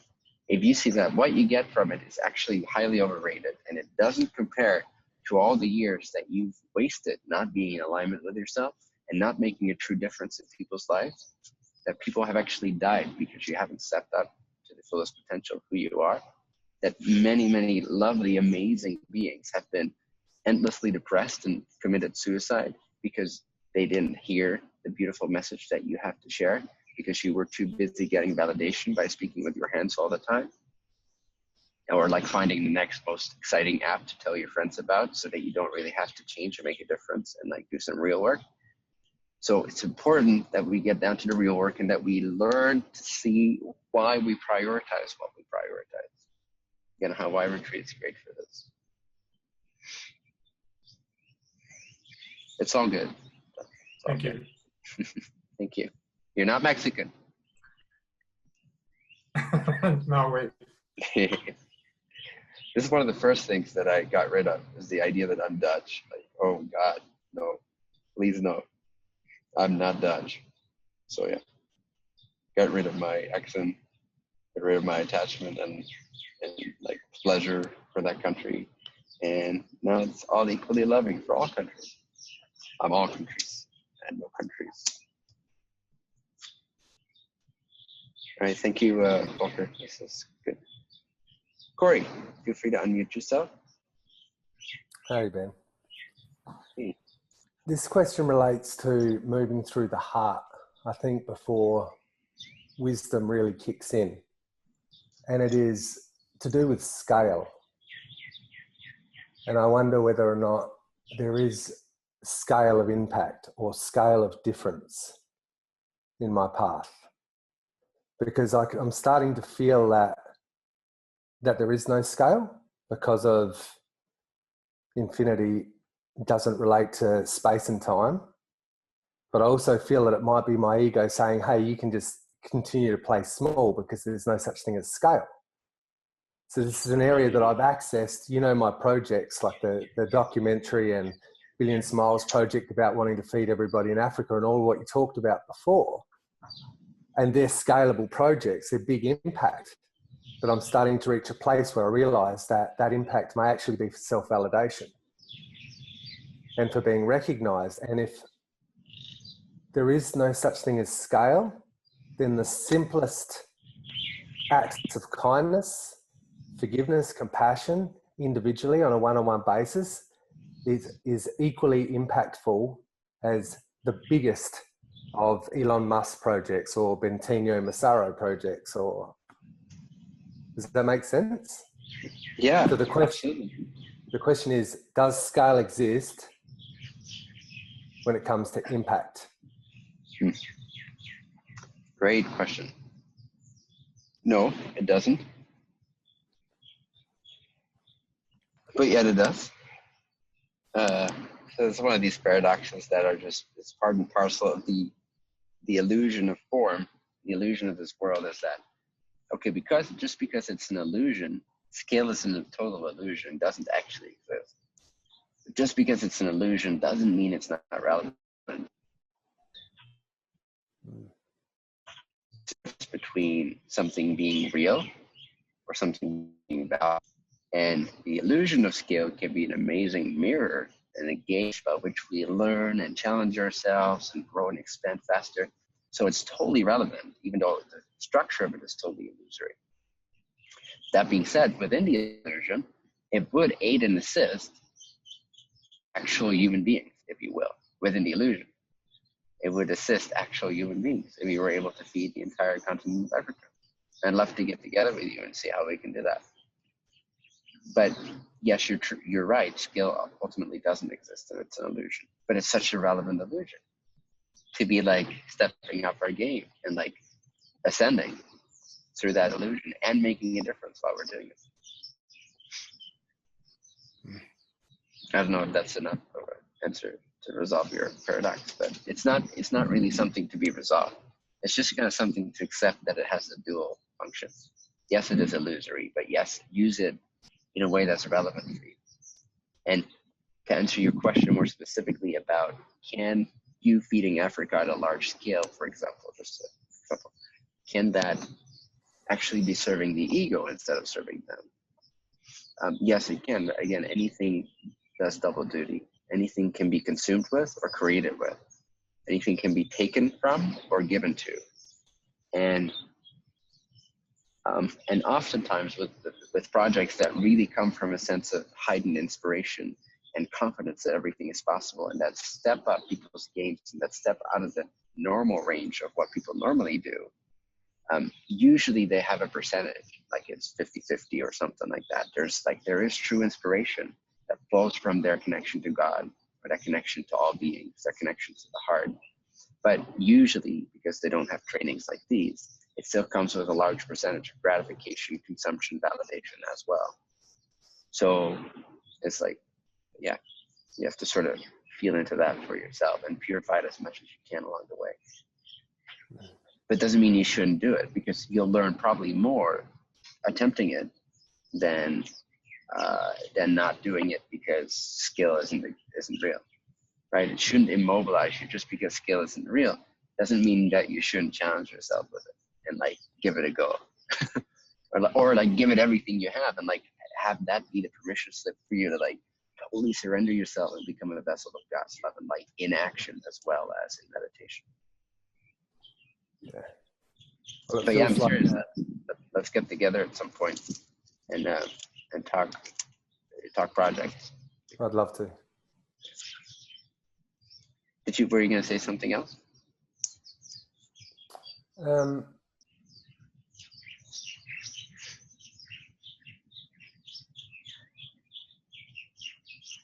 Yeah, I'm just in this place where I guess I'm pausing a little bit to see my true motivations, or whether my feeling of service in these projects, whether that's coming from the mind or truly from the heart.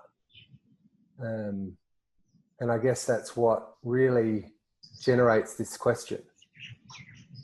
I'm questioning whether the ego is present here, whether this is truly to serve myself or others, whether it's truly helpful, whether it's necessary. So it's like when you said wisdom pauses, that really resonated with me. But there's also this, it doesn't make sense to the mind that scale doesn't exist. If you impact 1,000 people, those 1,000 people can impact a far bigger pyramid than just one single person. So the scale bit doesn't make sense, but neither does eternity, really, to the mind. So it's quite a paradox, but it's definitely triggering to self in the heart to play bigger. And I can see the change just in that, the potential just in that.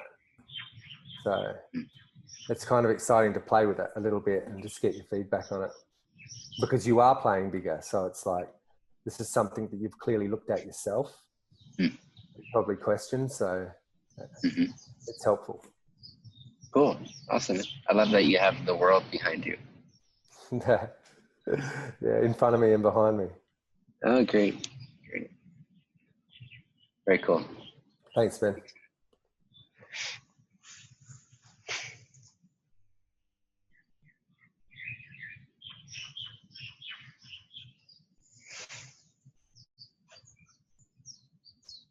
Okay, let's end with a little meditation. Great questions, by the way, like near the end, like this, like right after I addressed it. Good stuff. Good job, guys. This is good. This is what I expect from like the tier 1 selection process. Good job.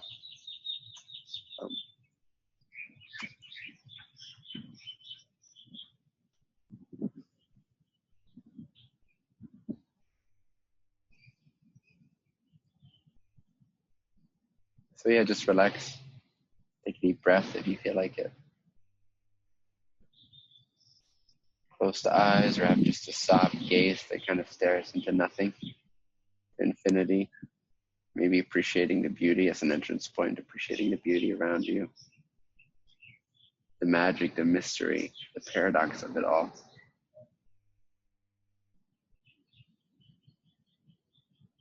And then dropping simply directly into the sense of I within that has no form.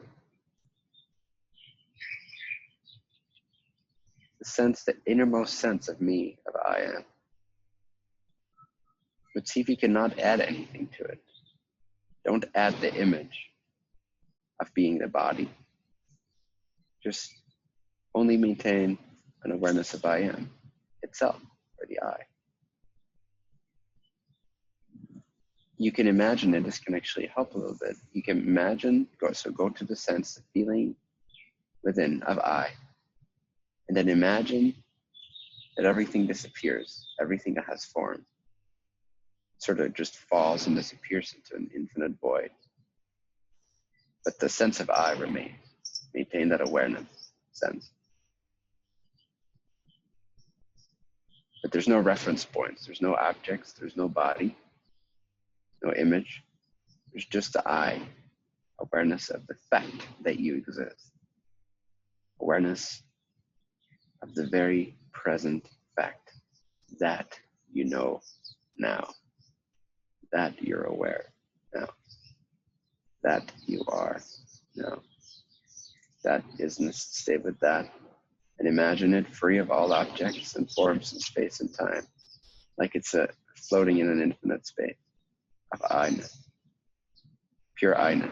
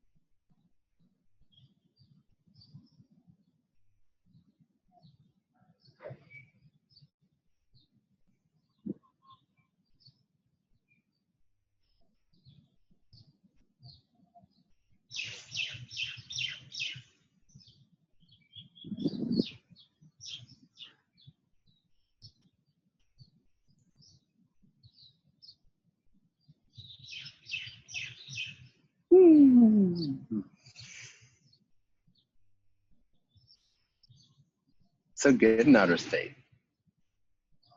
Space of the infinite I, which is all there is. And you will find that throughout this program, there will be about 10 to 20% of this self-realization, direct realization, recognition, resting. And the rest of it will be a lot of content going in depth, churning, learning, balancing, sifting through, digesting.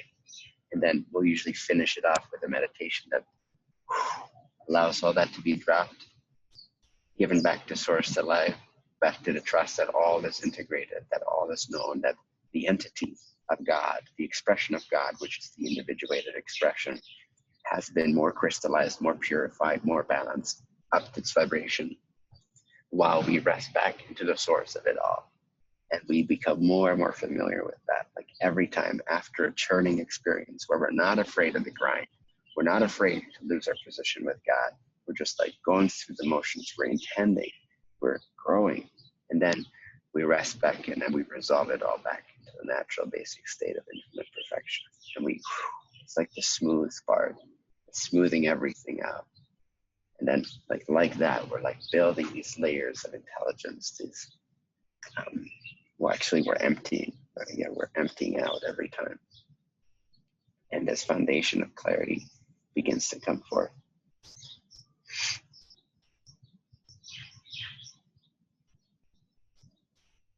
Be able to rest in awareness. Anytime, any place, no matter what's going on, you already are that awareness. So you can as well recognize it. You might as well recognize it.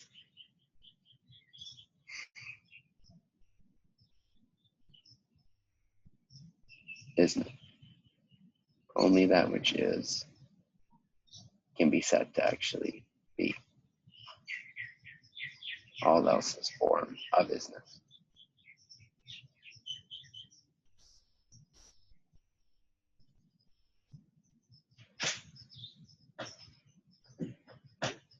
We went from 70 participants to 65. Not too bad. Not too bad. Pretty good. Thank you all for sticking with it. It's really important that you do, if this is your intention, to be shepherd. Because you're going to have experiences where it's just not pleasant. And that's really going to show you who you are. And that's really going to make you closer to God, purify you. It's not all going to be inspiring. It's just not. But what's inspiring is to know that, to have this community that can help you, back you up, support you, encourage you, remind you.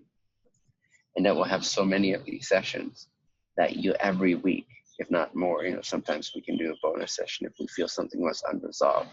Might just jump in there again for an hour and just do the work together.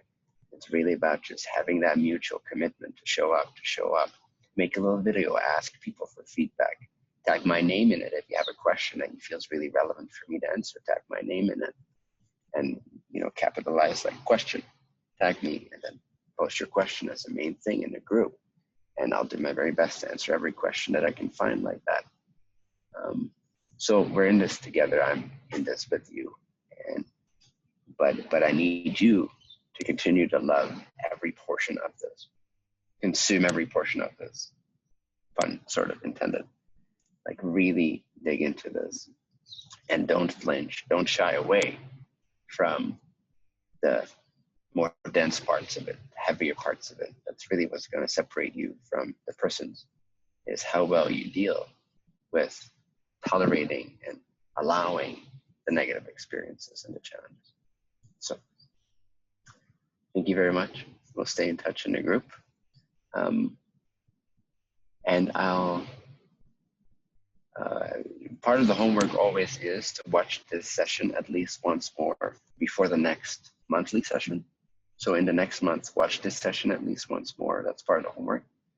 But I'll also feel into some more specific homework based on this and the energies as they kind of like flow into a different mode of when the cloud that's sort of hanging over has faded, whatever that cloud is made of, whatever the purpose of it is, then I will post on the group some more clear directions for homework. So for now, just digest, just be with it. That's the homework for now, is just be with this. Don't run from it. Don't try to do anything with it. Just be with this. Let it settle. Rest in the heart, and build your tolerance for murkiness. And you will be more powerful in all states of being if you do that. You will feel so much love from the Creator flowing into your experience, because you're not this impatient little brat anymore. It's time to grow up. You're a shepherd now. You're not a person. Homework, also watch the Hawaii retreat, indeed. Yep.